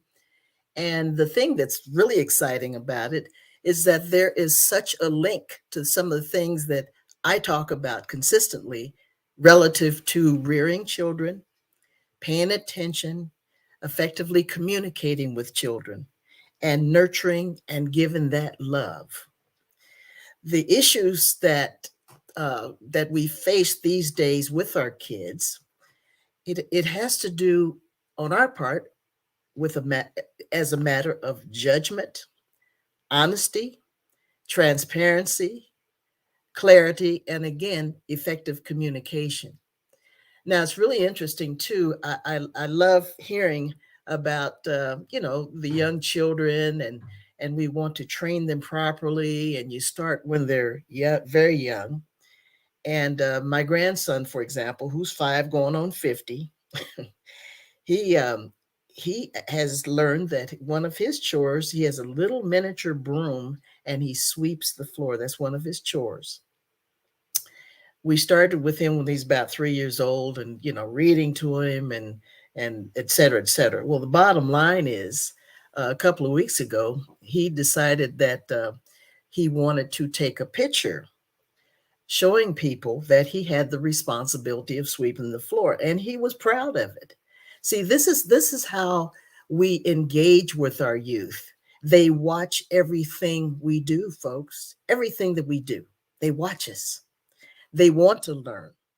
Now he's interesting. He's 5 now, and he started kindergarten, and he came home from school one day. I was over to the house, and he was talking to me a little bit, and he had some Play-Doh. Well, he asked his mom. He says, "Now I made this, whatever it was they had made. So what do I do next?" And she said, "Well, I really don't know. Let's see." He said, "Well, what do the instructions say?" So, I mean, it was hilarious, but I'm like, okay, you turn around and you look at these kids and they just grow up right before your eyes. He's got plenty of good sense, I can tell you that. But we do the best that we can with parenting. And one of the things I've always talked about is when these children are born, there is no book you can turn to page 15 to tell you how to raise these kids. And that was Ms. Reeves just talked about that. And that is, it is so true. It is so true. Now, in terms of the penal system, I tell you, I really have a lot of respect for the parents of Mr. Harris. Eric Harris is a director of public policy relative to disability rights, etc. This is incredible to understand that this man was born with a disability. His parents didn't say, "Oh, well, he's just going to be like that the rest of his life." They put in the work to find out how it was that they could help him. That's what we need to be doing, is we need to help, not just accept something that we perceive as negative. You've got to help and do the research and let the kids know that, hey, we're going to do the best we can. And you know what? God's got you. And we're going to keep this moving. So that is incredible. I have so much respect for his parents. And then he pursued and didn't give up himself. He might have had, "Oh, I'm so sorry that I can't do X, Y, and Z." But the bottom line is that he did not sit in the corner feeling sorry for himself. He saw things as a call to action because of his disability. And he has my undying love and respect for even sharing that information, because it's very personal, but I know it's going to help some other people this day. Now, when you're dealing with your children, I want you to understand that it is incredibly important that you pay close attention to their behavior, even though their behavior is subtle. It's not anything that's blatant and it's evil and terrible. Pay attention, because one thing that I do know, while we allow them to have nooks and cell phones and stuff, and they can play games on and learn some things on, I believe in that. I believe in that. But the bottom line is there are so many external influences that we don't see. Sometimes we don't pay attention. We're too busy. We're trying to make ends meet. But you know what the bottom line is? Those kids know more about your cell phone than you do. And that's the truth. People depend on children all the time. Hey, can you fix this or can you show me this? And so what my point is about that is that it's an important part of our lives that we know what it is that the kids are thinking, what are the things that they want to do. And parents, for example, if you have a son and you're really sick and tired of your son sagging his pants, you know what? Guess who pays for them? You pay for those pants. You can dictate, and you probably know what size he wears too. You can dictate pants that he wears and get him a belt. It's really that simple. Now, they had that bad on the prison yards all over the 30 years that I was working. Guys would walk around sagging and all that kind of stuff. And you know what the bottom line is? I told them so many different times in so many different ways how I will not tolerate them sagging until they got to the point when they saw me walk on the yard. Guess what? They automatically pulled up their pants. And you know what? I saw that as respect. They might pull them down again around the corner, but you know what? I put something on their minds. Now, when we're talking about the criminal justice system, please understand that, especially in the male institution, they're visitors all the time. Some parents will take their children out of school on a school day and bring them to the visiting room to visit an inmate. Now, I'm not saying these kids should not have the opportunity to see their mom or their dad who are incarcerated. All I'm saying is the bottom line is that the kids need to be in school. They need to be in school, not just learning what's going on in the visiting room. Okay. So we have to be cognizant of that because they still they already miss their dad or mom or whoever's incarcerated. They miss them. Okay. But we don't want them to just latch onto an environment that's negative. The other thing you need to understand now, again, male institution, visiting rooms are typically overcrowded. Let's say your daughter goes to prison. If you go to visit at a women's prison, typically the visiting room is totally empty. You can get in whatever day it's open. And why is that? Why is that? A lot of it has to do with what the daughter did to get into prison, because there's different thoughts by parents on, you know what, I'm going to disown you, so I don't want to be bothered. Or the guy that you were with, maybe he set you up, or maybe he didn't support you enough and try to get you to do something else that would have been the right thing to do. And my goodness, if she shows up to prison, state prison pregnant, she has the baby, and she probably has 24 hours or less to have a bonding session with the child. A visitor or typically, I shouldn't say it a visitor, typically a relative will have to come and get that child. There has to be a decision in terms of who is going to raise the child. If that inmate is a lifer, now you're looking at a different problem. That child may or may not ever know its mother. They may or may not ever know its mother. So the bottom line is we need to pay attention to all those things that might typically happen. Let me share some things with you that I think it really is important that we also need to pay attention to. And I'm going to have to use myself as an example. My parents, who were good parents, I'm from Cincinnati, Ohio, lived in a very rural part of Cincinnati, across the sidewalk from the Isley Brothers, actually. So anyway, the bottom line is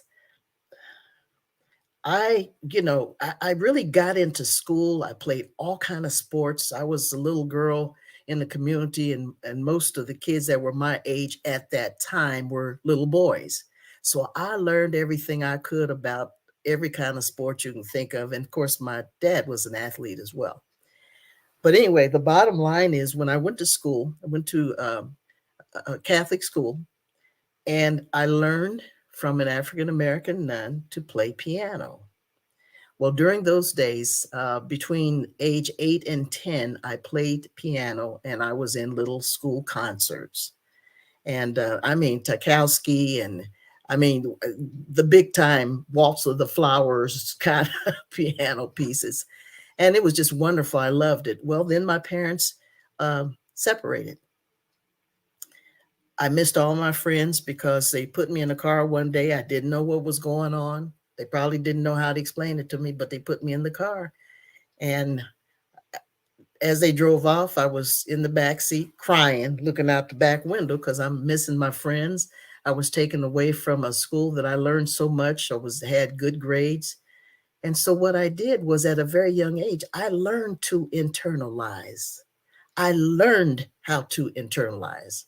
So I just decided, you know what? I'll do what I need to do. One of my decisions was I decided I would never touch a piano again in my entire life. And guess what? I never did, because I was taken away from my dad. I was brought to California, 2,500 miles, and my whole world felt like it had ended.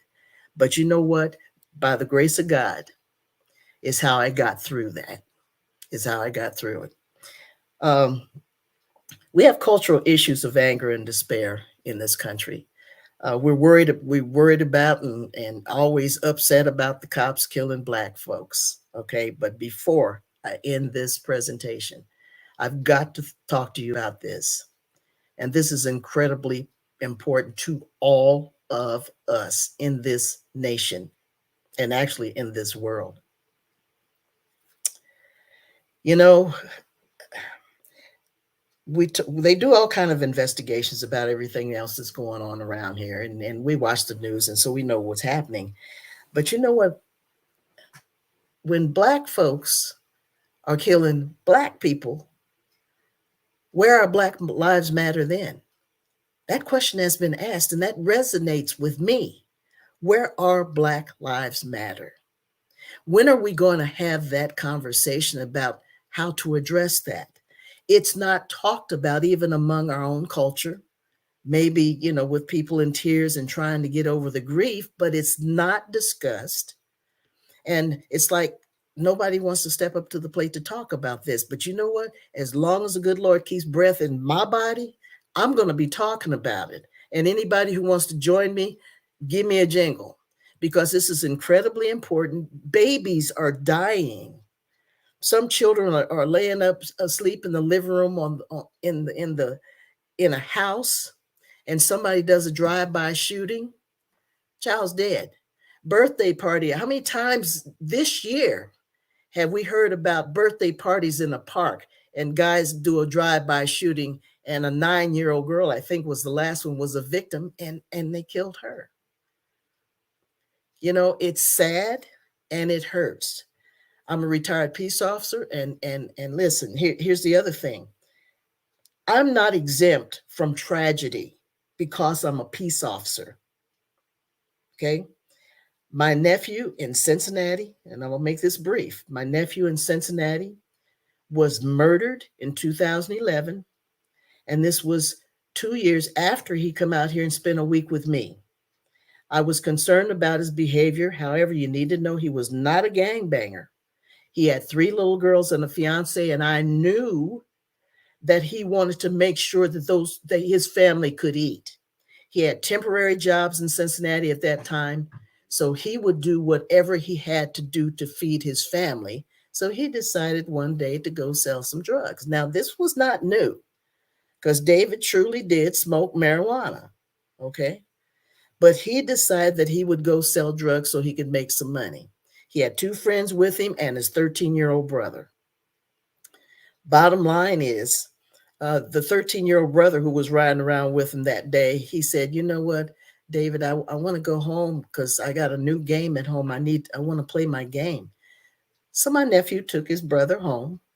They went in there, had a discussion with his mom. They all drank a little bit. I think at that time my nephew was 22 and his friends were about his same age. And so they had a conversation. They left my other nephew there, and David took off with his friends, went to an apartment complex in one of the worst areas that Cincinnati's ever had. Went in there. The friends that was with my nephew said, you know what, I don't feel comfortable with this. Let's go. My nephew said, man, you know what, it's okay. I know these guys. It's all good, you know. So anyway, David finally decided that he wasn't comfortable either. So, you know, the bottom line is that he ended up going to the car with his buddies, and they got in the car. A young man ran from the apartment complex toward my nephew's side of the car because he was a driver. My nephew rolled down the window, and he thought that the guy was going to come and shake his hand. So, you know, that's the bottom line.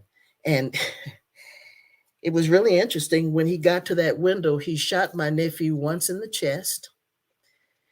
And my nephew turned and looked at his friends and said, run, run now. As they were running, the guy turned around and fired a shot at one of the guys who was fleeing. He got shot in the buttocks. And then he turned around and unloaded 5 more rounds between my nephew's chest and his lap.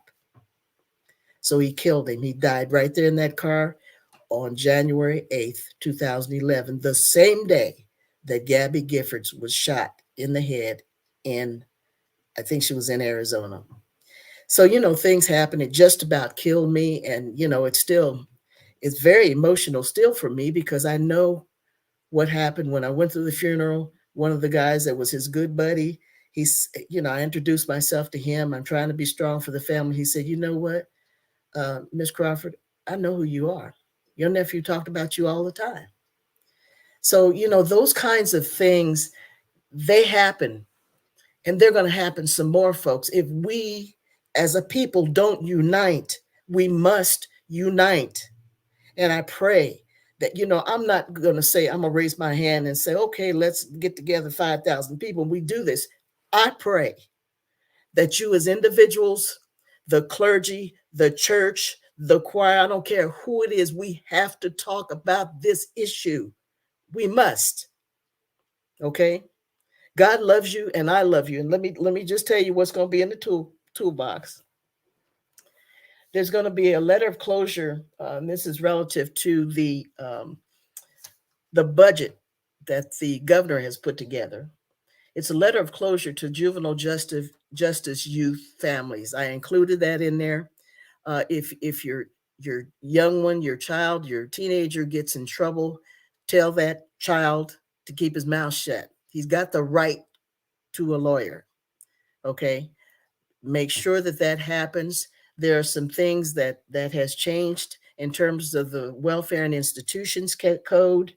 That document is in there. It talks about juvenile justice courts, information for parents specifically. Keep that. Even if nothing happens in your family, hold on to that for your friends, because sometimes these kids get in trouble and we need to help. The other thing, there is a California legislative information document that you ought to take a look at. And there's 3 other documents, some that came with when I was with the Youth and Law Forum instructing there, and a document encouraging girls, and also a document that talks about what if you get stopped by a police officer. And the bottom line with that is, stop, young folks and adults, stop bringing attention upon yourselves. And young ladies that have babies, please don't put your child in a stroller, jaywalk with that baby, and have a 6-year-old behind you.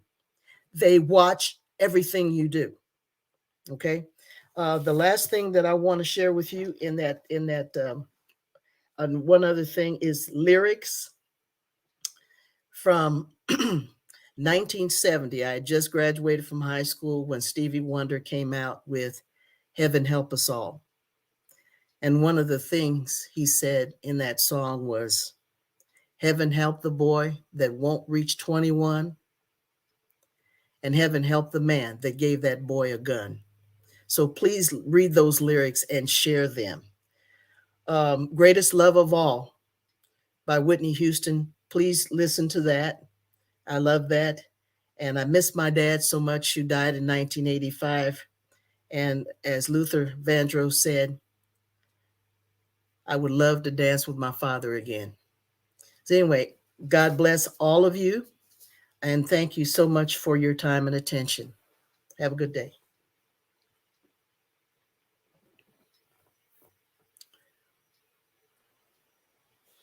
Wow. Ms. Crawford, thank you so much for such relevant advice, as well as the resources you shared. And yes, heaven help us all, help children.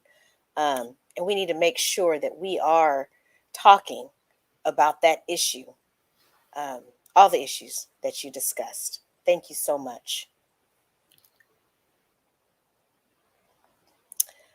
All right. We are going to go in and do our last door prizes before we do our grand prize. I'm going to go ahead and share the wheel of names. Hopefully everyone can see it. Again, if we get someone who has already won a prize, we are going to spin the wheel again. We're hoping that everyone can win prizes today. So our first prize will be a $25 gift card to Amazon.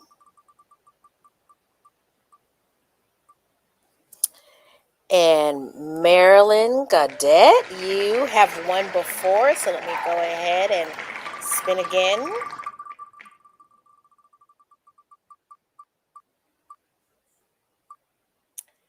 And Jolene, you have won prior. Let me go ahead and close that.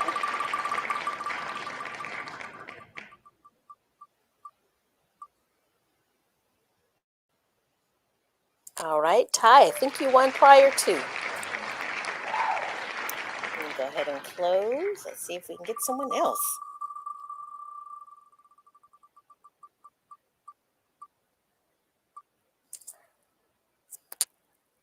All right, Alicia, you have won the $25 gift card prior, so I'm going to go ahead and spin it again.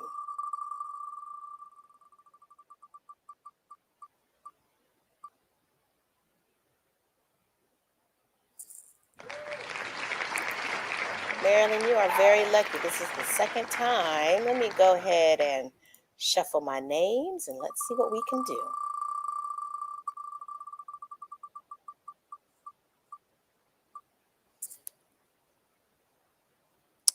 Arnett, you have won prior.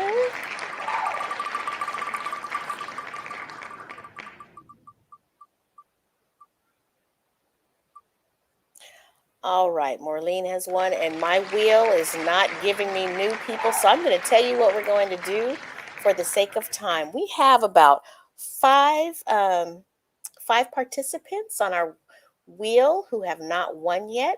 I'm going to go ahead and put your names in for either a $25 gift card or a book so that we can go ahead and move on. And when you see me next time, we will do our grand door prize for $250. All right. So I'm going to go ahead and let the program go ahead and move on. Thank you all so much. Way to go, winners. I hope you feel informed by Ms. Crawford's enlightening talk. Now we're going to take you to a very special part of this program. We have a youth panel that will discuss some of today's topics from a youth perspective. The panel is moderated by Ms. Kyla Williams. She is a graduate student at American University in Washington, D.C. Ms. Williams is pursuing her master's degree at the university, and she is studying marketing. During her undergraduate program at the university, She studied abroad in South America and Europe for an entire school year. She is now bilingual, fluent in English and Spanish. Her desire is to amplify underrepresented voices.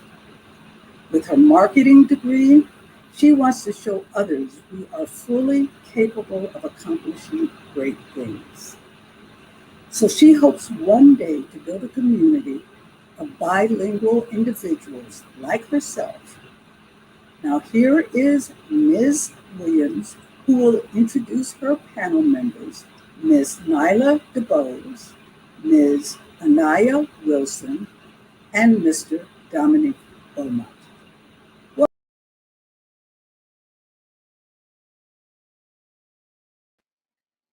Thank you so much for the wonderful introduction, Ms. Owens.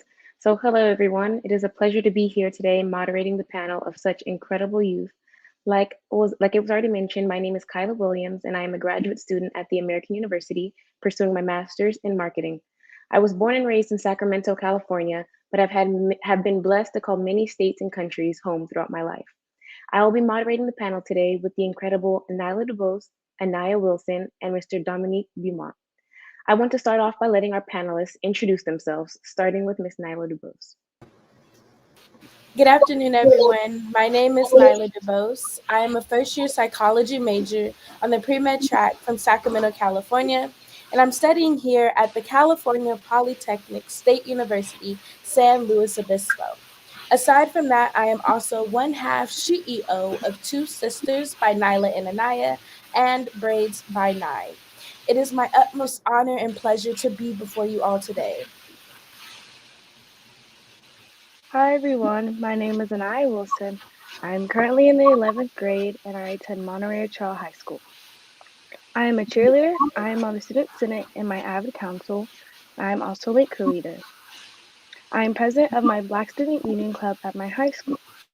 Throughout my high school years, I have maintained a 4.0 GPA. After high school, I plan to attend a community college and then do a direct transfer out to an HBCU. Hi, my name is Dominique Beaumonte. I am happy to be on this panel. I am a local youth pastor at the Progressive Church of God in Christ, and I am a graduate of the University of Oregon and the University of Nevada, Las Vegas, and have had a 1-year career in higher education and communications. Thank you. Thank you all for the great introductions. So we are all in such transformative stages in our lives, and as we navigate this world of being self-sufficient, we have taken time to reflect on things that we believe help us start reaching all of our goals. As a bilingual individual who speaks English and Spanish fluently, I have learned that communication plays such an important role in my life and allows me to better understand people around me and different situations. As a business student, it has become the key for networking and connecting with like-minded individuals. So my first question to you all is, what does communication mean to you and why is it important?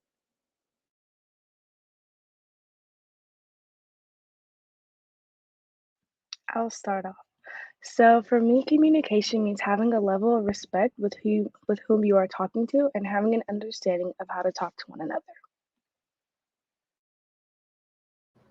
I completely agree there. And then just piggybacking off of what Anaya said, if we look at the contextual definition of communication, it refers to the imparting or exchanging of information or news. So that in itself tells you exactly what communication means to me. And for me, that is having those effective conversations that are conducive for not only the environment, but to your personal and educational goals and aspirations.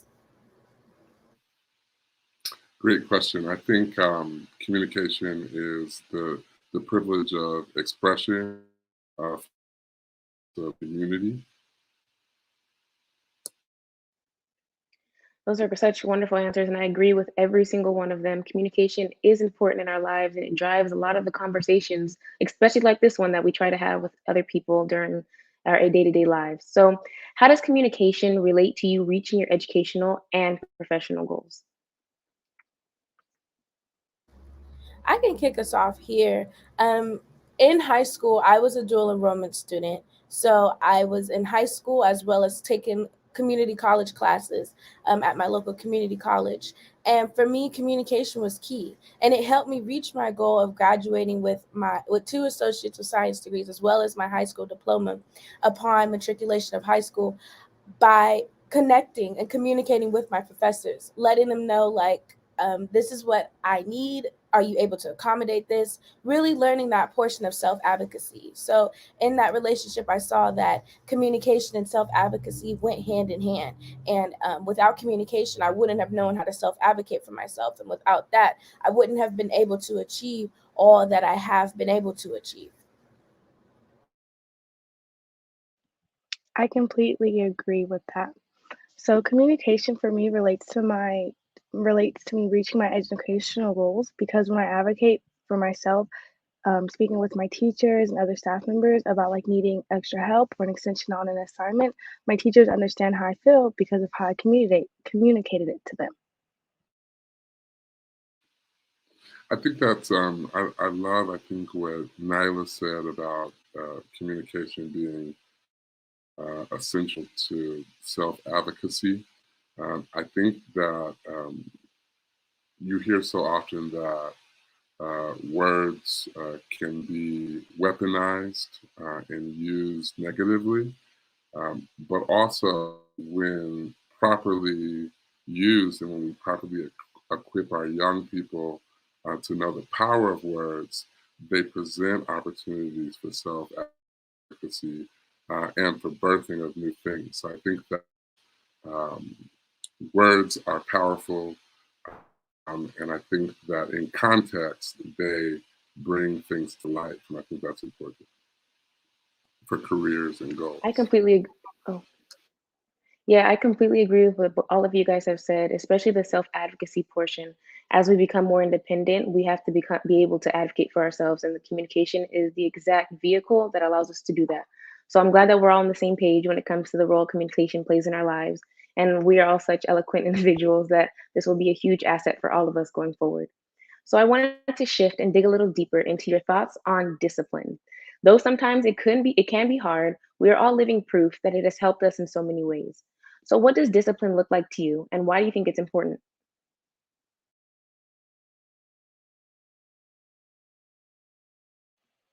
So, to me, discipline looks like doing what I need to do all the time, even though there may not be anybody there telling me what to do.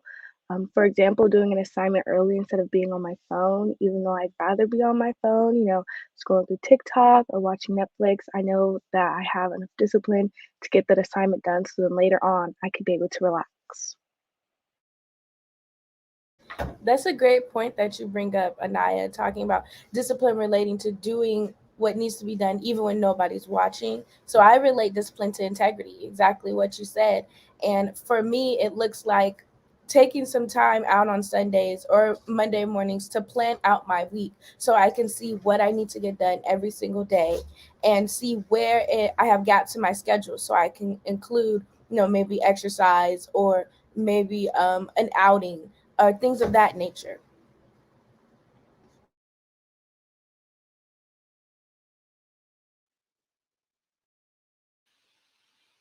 I think that discipline is, again, like really important to the growth and development of young people. One of my favorite books talks about, by Malcolm Gladwell, talks about the 10,000 hour rule, and it looks specifically at the experiences of a lot of greats that we know, whether it's Michael Jackson or Michael Jordan or some of those individuals who maximize their talent. And what that rule suggests is that individuals who dedicate themselves to hours and hours of repetition and practice and commitment are generally individuals who get to the top of their, whether it be their vocation or they max out on their talent. And I think that discipline is important because it teaches us to be tenacious, and then we see the reward of discipline as a result of hard work and waking up and pushing ourselves. But discipline is nothing without sacrifice. And so sacrifice means working beyond sometimes a tired body, or doing what is necessary even when you don't necessarily feel like it, or sometimes you feel like you don't have all the resources. So discipline is critical to any form of success. That was very well said. I liked Nyla's point about it's doing what you need to do when nobody else is watching. And I feel like that comes into play because a lot of times when we're trying to reach our personal and educational goals, we need to do things behind closed doors. And we don't always have our parents to tell us what we need to do or what we need to get done or when we need to have it done by. But it's that discipline within ourselves and that vision of knowing where we're trying to go that keeps us going. So off of that, do you guys think that discipline has enabled or disabled you from reaching your personal goals?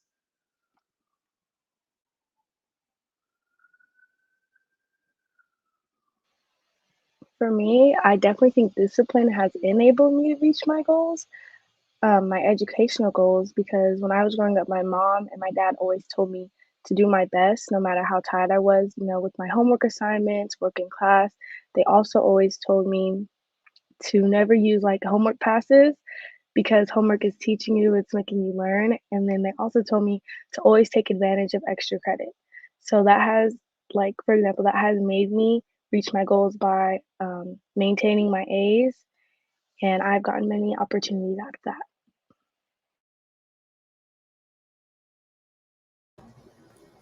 Excellent point, Anaya, yet again. I definitely agree that discipline has enabled me to reach all of my personal and academic goals. And if we shift a little bit to the psychological perspective, we learn that there are things such as intrinsic rewards, intrinsic motivation. So having discipline, being that push factor for me, gives me the intrinsic motivation, the satisfaction within myself internally to know, like, I'm doing well. I'm pushing myself. I'm reaching my goals. I'm on the track to accomplish everything that God has for me and everything that I have for myself.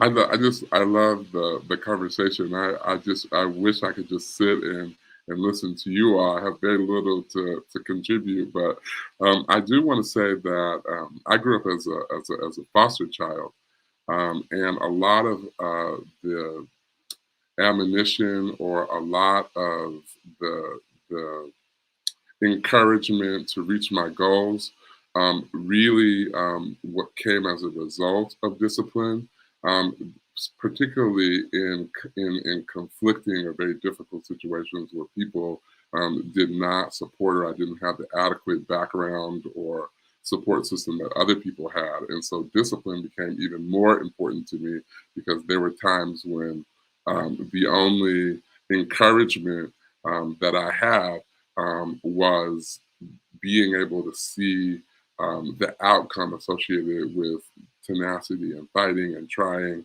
and hoping and wishing and dreaming. So I think that discipline is really important, and it has enabled. I will say that sometimes what I have learned in life, and if you all have not learned that, I'm certain that you will, is that sometimes we have to take a step back from really overworking ourselves to trust the God that created us and to trust that He has our best interests at heart. And there are going to be some difficulties that we experience in life that will get us off track. And our initial and immediate response to that will often be like, oh my gosh, I failed, or I've not lived up to what other people think I should be doing. I've not been as disciplined as I can be.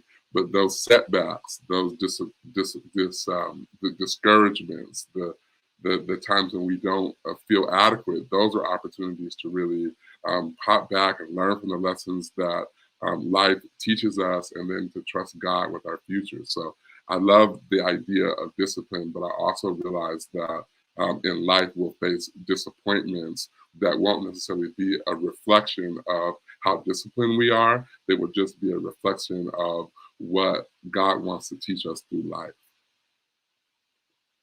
Right. And something my parents always told me was my footsteps are ordered by him. So when there are times when I'm working for something and maybe I'm not seeing that end goal yet, but I know that there's some God is telling me that this is the right thing, I continue to push forward. And sometimes I may not get the result that I want, but that's just a sign that one step back, two steps forward. So it's just realizing that these things all happen for a reason. And as long as we are level-headed and in tune with our spirit, we will be great.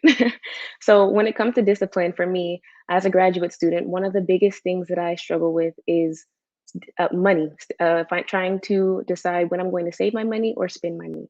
As a college student who loves to go out, eat out, hang out, it is important for me to realize that all of these things come at a price. So as I try to navigate the world of adulthood, saving money and becoming financially stable are becoming very important ideas to me. And I want in order for me to continue to enjoy all the things that life has to offer. So touching on this point, what does financial stability look like and mean to you guys? And why do you think that it's important?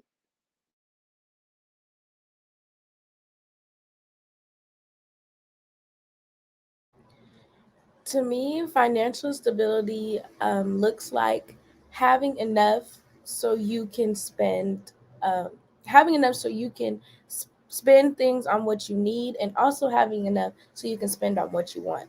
So I relate to your point totally. It's my first year at a university and college, away from home. So it's been really tempting, the lifts, the Ubers, the eating out, wanting to hang out on the weekends with my friends, um, wanting to DoorDash something so that way I don't have to get up and walk to the campus dining facilities. So I completely understand that part here.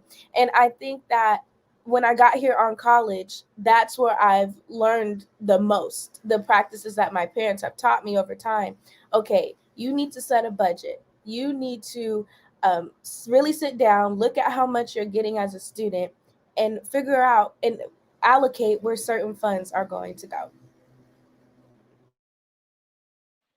I completely agree about having money for what you need, but then also having that little extra spending money. I can definitely relate to that because I think I was 14 when I got my debit card. And when I first got it, I'd always use cash all the time. So then when I first got it, I was always also scared to use my card. But now I'm more comfortable, and like I've been spending most of my money on, like stuff that I want because I still live with my parents, they take care of my needs. So for me, financial stability means like, saving my money, so that I could have that later. So then I'm less stressed out saying, oh, I don't have enough money for this or for that. I think that ultimately financial stability is about stewardship, and the ability to honor the power of money, particularly your own money, and being able to use it in a way that both provides a life of satisfaction but also protects your future. And I think that as a young person, I was really into the satisfaction of being able to use my money right away to make me happy. And I had a lot of poor examples of how to use money and spend money and honor money. Something that Ms. Napper said earlier was really powerful to me because nobody told me that getting a credit card at an early age could be potentially damaging. And so I got to college and pretty much there would be like a cool T-shirt and they'd say, sign up for this credit card and get a T-shirt. And I had a lot of credit cards and a lot of T-shirts. And the T-shirts got smaller as I grew. And so did my debt grew in the opposite direction. And so I really had to spend a lot of time as a young adult and as a aspiring elder in the world to really reflect on the lessons that I learned about money from childhood, trauma associated with money that I may have had because I was in a lot of foster homes and I witnessed a lot of what I thought was wealth, and I witnessed a lot of people using and mismanaging money, and I thought that that was the way to live. And so I aspired to have things because I assumed that that was the end game. And as an adult, I realized that there are some things that don't carry long-term value. And those are the things that I thought meant that I was a good manager of money and resources. And so life, as you go, will teach you the value of money. Maybe, when I guess this is for young or old people, or middle-aged people, or however you identify, you can always start over, right? Like you can always reevaluate like your way of thinking about money and use the resources that are available in your community. There are lots of workshops, even if you're not in the position, you don't feel that you're in the position to purchase a car or purchase a house. There are a lot of resources in the community that will help you and position you to become a better steward of your resources. And I think that that's important. Great points there. I think a lot of good things were said when it comes to dealing with money, and a lot of times we do learn by doing. So when it comes to us making some poor financial decisions, we realize, okay, that wasn't it, and we try to go do better the next time. So Nyla, you mentioned that your parents helped you at a young age by budgeting, and Anaya, you mentioned that your parents helped you by getting a debit card started up. So how has that translated into the way that you handle money? What does that look like to you? I know, Nyla, you have a couple of businesses, and now you're still in high school. So you guys have anything to say on that? Oh yeah, definitely. Shout out to my parents. They're on. Hi, mom and dad. But I got my first debit card when I was about 15 years old, I believe, and I was so excited. I walked into the bank, had my social security number ready. I had my mom and dad with me so they could be on the account with me. I was ready, but I was scared to spend my own money, like Anaya said, because you're making that transition. And I would say that learning to know how much I've put in and how much I'm taking out, learning to track my expenses, and learning to have that self discipline to say, you don't need this shoe, girl. You have enough at home. You could wait, has really helped me as I've gotten onto college campus life. And so, one thing that I've implemented is a side hustle. So, here on campus, I braid hair. I attend a predominantly white institution, so where the majority of the student population is white, and so the Black students that we have on campus don't have a resource to get their hair done, to keep their hair nice, because we know that it's getting colder. So natural hair, it's harder to do during the colder seasons. So I said I saw a need, and I have a solution for it. And so opening up this side business on campus has allowed me to bring in some extra income, and therefore has contributed to me utilizing all of the financial tools and resources that my parents have and lessons that my parents have taught me. So once again, setting a budget for yourself, having the self-discipline to stick to that budget, and having a little rainy day fun, as my mom likes to say, for those rainy days. I love what you said. I relate to that so much. So for me, also what my parents did when I was younger was opening savings accounts for me, and they did it when I don't remember how old, maybe I was like 2 or 3. So I always knew that I like money saved away. They opened a few savings and then a college savings. And I have never had access to those accounts. I wasn't able to like put money in, take money out. It was all through my parents. And even now, I still really don't feel a need to touch that money because I really don't need to. And that has taught me that I will always have money saved just in case something happens. I need money at any time.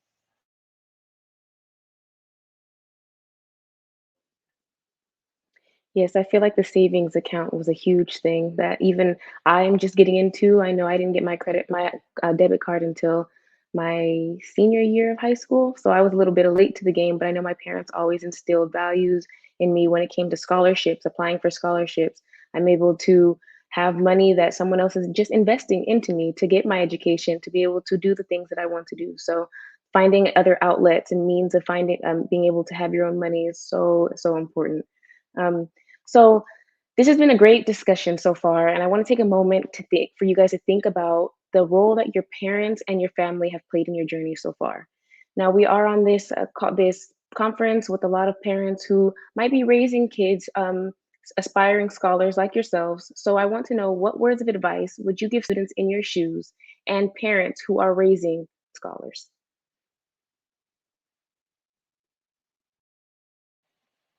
I'll start this one off. So, advice I would give students that are in my shoes is to just keep going. Whether it's like personally, like your mental health, or in your education at school. I understand that school is often stressful. I've been taking AP classes, or honors class, I mean, since I was in seventh grade. So I've always had, like, a lot of work. So I definitely understand how school is often stressful, but just push yourself now so then later you can reflect and say, wow, I did that. And then later you could just be able to relax. And then the advice that I would give parents who are raising aspiring scholars is just to be there for your children, to understand your children, and to not judge them.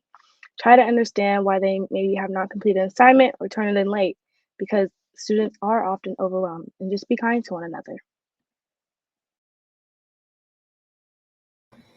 Excellent advice, Anaya. How do I follow up after that? But one piece of advice that I could give to all students that I've taken with me is to write the vision and make it plain. So, just as it tells us in Habakkuk 2 and 2, we have to write the vision and make it plain. Write down your goals. Take a few minutes to think about what you want to accomplish, who you want to become in the near future, and everything that you want for yourself. And then another piece of advice that I have for parents is to keep that direct line of communication open. Create a space so your children or child can come to you about anything, speak to you about anything. Because navigating your coming of age times, your adolescence years, can be very difficult. And I know if I hadn't had that open line of communication with my mom and my dad, and even my siblings, aunts, uncles, and other kinfolk, I would not have made it here today.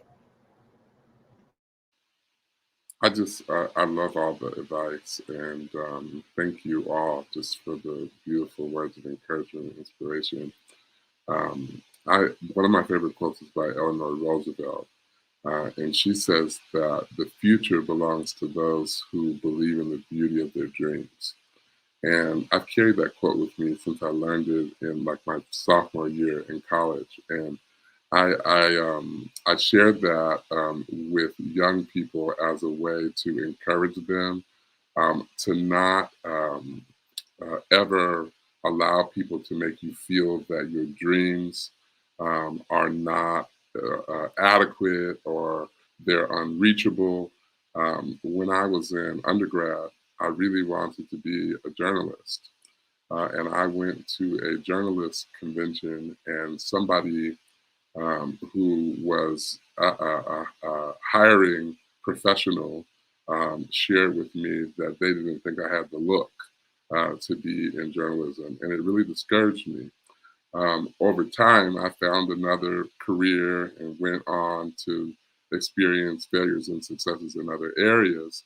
But I never forgot that experience.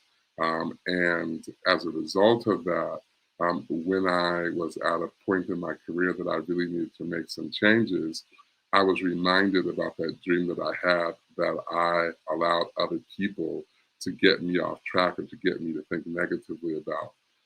And I'm proud to say that I've rejoined myself with that dream because I remember the passion and the excitement that I felt about it before I knew how much it paid or what people would think about me. I just decided that that was something that I was passionate about. So my advice to young people is, whatever you are dreaming about, know that it is beautiful, know that it is attainable, know that it is possible.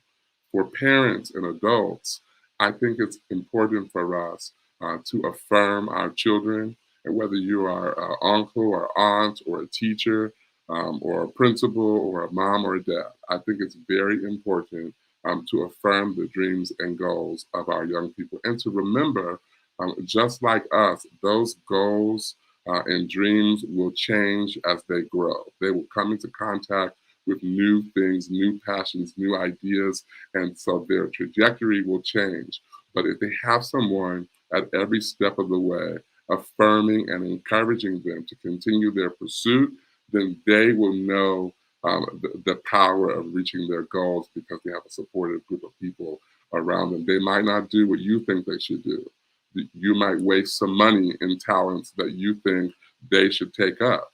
It might cost you some extra resources and you might be discouraged. You might say, I spent $5,900 on piano lessons. They're going to play the piano.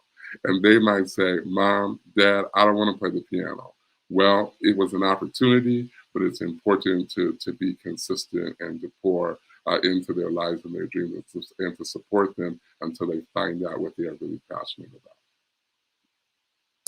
Yes, that was great advice from all of you for the parents and for students in your shoes. I just want to reiterate the fact that knowing that your dreams are never too big and just to continue to find ways for you to reach them is huge. And finding a circle of people that have this, that share the same vision is also very important because it'll keep you on track. Those times when you decide, oh, maybe I'm not going to be disciplined, I'm going to slack off, they'll remind you, but aren't you trying to do this? So it's just very nice to have circles around you that will continue to motivate you.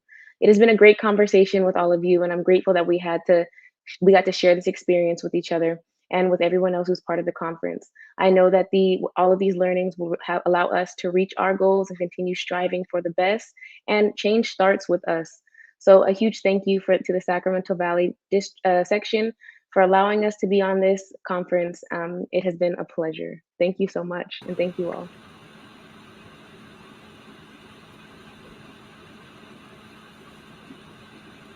Thank you. I think it is now time for our next drawing. And this panel was incredible. Thank you, panel. And we will now wait for Kathy. And here she is. All right, what such wisdom from our panel. I do want to let you know I went ahead and spun the name of Wheels from last time, and let you know who won. So we have Katrina Mitchell. You won a $25 gift card for Amazon. Michelle Neal, you also won a $25 gift card for Amazon.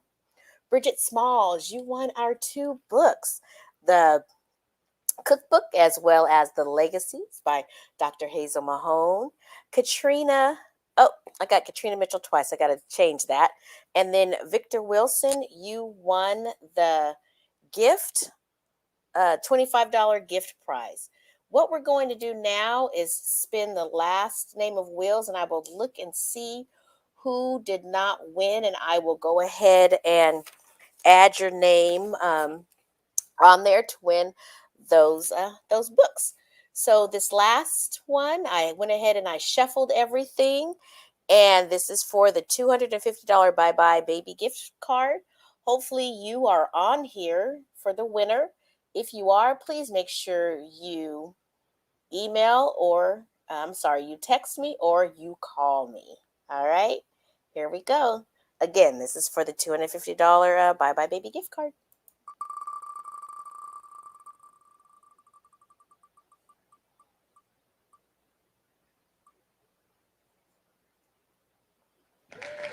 Bridget Smalls, you have won. You have won a $250 gift card to Bye Bye Baby. If you could go ahead and call me, text me. All right, the number is on the screen. And I want to tell everyone thank you so much for participating. Yay. Congratulations. What a prize. This is wonderful. And we have now come to the end of our day. And I'd like to turn the floor over to Tommy Whitlow, who has some closing comments for us.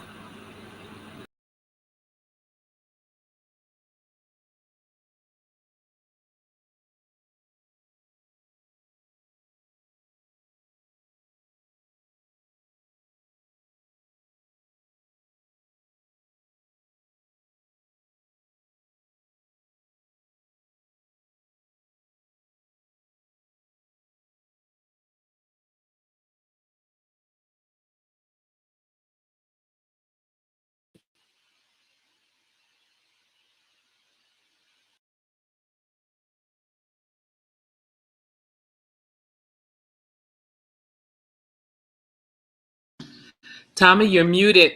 Tommy, you're muted. Unmute yourself. You're going to start all over with those wonderful words that you had for us. Go ahead and unmute yourself. There you go. Thank you. Did I tell you the truth? Didn't I tell you that we had a lineup for you that Dr. James and Sharon Sappho put together along with the rest of the committee? And the energy that Kathy Carter Wilson exuded with those door prizes. Oh my goodness, my goodness, my goodness. It was off the chain. Thank you, thank you, thank you, thank you. Now, let me be clear about one thing. Those young people were awesomely awesome. But you know why they were awesomely awesome? Because they have awesomely awesome parents. Now, some children can make it without awesome parents, but I know for a fact that these young people have awesome parents who love them, who nourish them, who discipline them, and instill self-discipline in them, who care about them. So I just want to say thank you. I want to thank everybody for all of the work that was done. The committee members, Kathy Carter Wilson, Odette Crawford, Marie Napper, Dr. Kathy A. James, Sharon Sappho, and I don't think I forgot anybody. Thank you, thank you, thank you for all of the work that you've done to make this a success. And also, before I go, I really want to give a big shout out to our underwriters. Dr. Mahone, in the donation of her book. Reverend Dr. Alice Baber Banks, in her financial donation and the donation of the cookbooks. Odette Y. Crawford. Maggie C. Temple. Alpha Kappa Alpha Sorority, Eta Gamma Omega Chapter. Leon and Della Johnson. Thank you. We just, you saw the program, you saw the gifts. The books were donated, but the other gifts we paid for, and that's where the money goes. So thank you so much. And we're going to look forward to see you in 2021 with the Children of Promise Follow-Up Forum. Look forward to it. Sharon, Dr. James. Thank you so much, Tommy. And as you all can see, the enthusiasm and the gracefulness of Miss Tommy Whitlow, this is her baby. And she has a heart for families, for parents, for children. She wants to see children be successful and that their dreams become real for them, that they understand that there's going to be pitfalls, but we're here to keep them lifted up, to help them on this journey. And so I just want to thank Tommy Whitlow for her vision and for following that vision and following her dream to its fruition as the 21st annual Children of Promise has been such a success. And I also want to thank our wonderful MC. Yes. Miss Dale Owens. I know I didn't say the whole name, but Miss Dale's Owen is what I'm going to say. I just want to thank you so much. You did a wonderful job. And I also want to thank all of our wonderful speakers. Sometimes you have to pay hundreds of dollars for the information that you got here at the Children of Promise for free. But just because it's free doesn't mean that it's not a valuable information. It's very, very valuable when it comes to supporting you in helping your children and your community's children to be the best, to fulfill their dreams, to know that you don't have to do it alone. Just recently, I was looking at my Facebook and something popped on it about this young mom who killed herself because she felt overwhelmed. She didn't feel like there was anyone she could go to. to help her with her children. And we don't want any parent to feel that way. We want them to know that there is resources. There are people who care about you. We don't expect you to do this all by yourself. We're here for you. And you can, my email's been running through there, so that email's there. If you need support from the Children of Promise, we're here for you to get you linked with resources. I also want to thank our fantastic technical assistant, Dominique Bumonti. He did an excellent job of making sure everything flowed smoothly.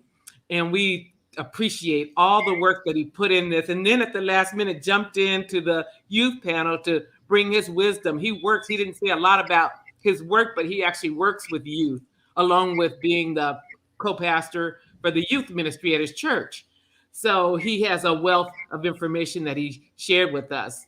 And Kathy Wilson, again, an excellent job with not only setting up the prize door prizes, but also she put together the framework for our toolkit. So I just really thank her for all the work she did with that and made our job a lot easier in being able to put that together. So as you can tell, we were a dynamic team that came together. And this is the first year where a lot of our committee members were the speakers, which we really, really thank them for, because they were doing double duty. That's Kathy James, Marie Napper, Odette Crawford, who you heard on the speaking. And then I also want to give a special shout out to Sherry Reeves, who replaced me when I stepped up to make sure that this conference kept going forward. And so I just want to let you know that it was everyone doing their part to make this conference a great success. And I just want to say thank you, thank you, thank you. And so next year, 2022, we'll have our forums that continue to explore this same topic. And so we'll have each month a speaker who will talk about a different subject related to our dreams and goals and success for parents and families. So please stay tuned for those, which will start in 2022. Thank you for a great day. And it is the day that God has made, and we are grateful and glad in it. And we wish you the best for the rest of the year.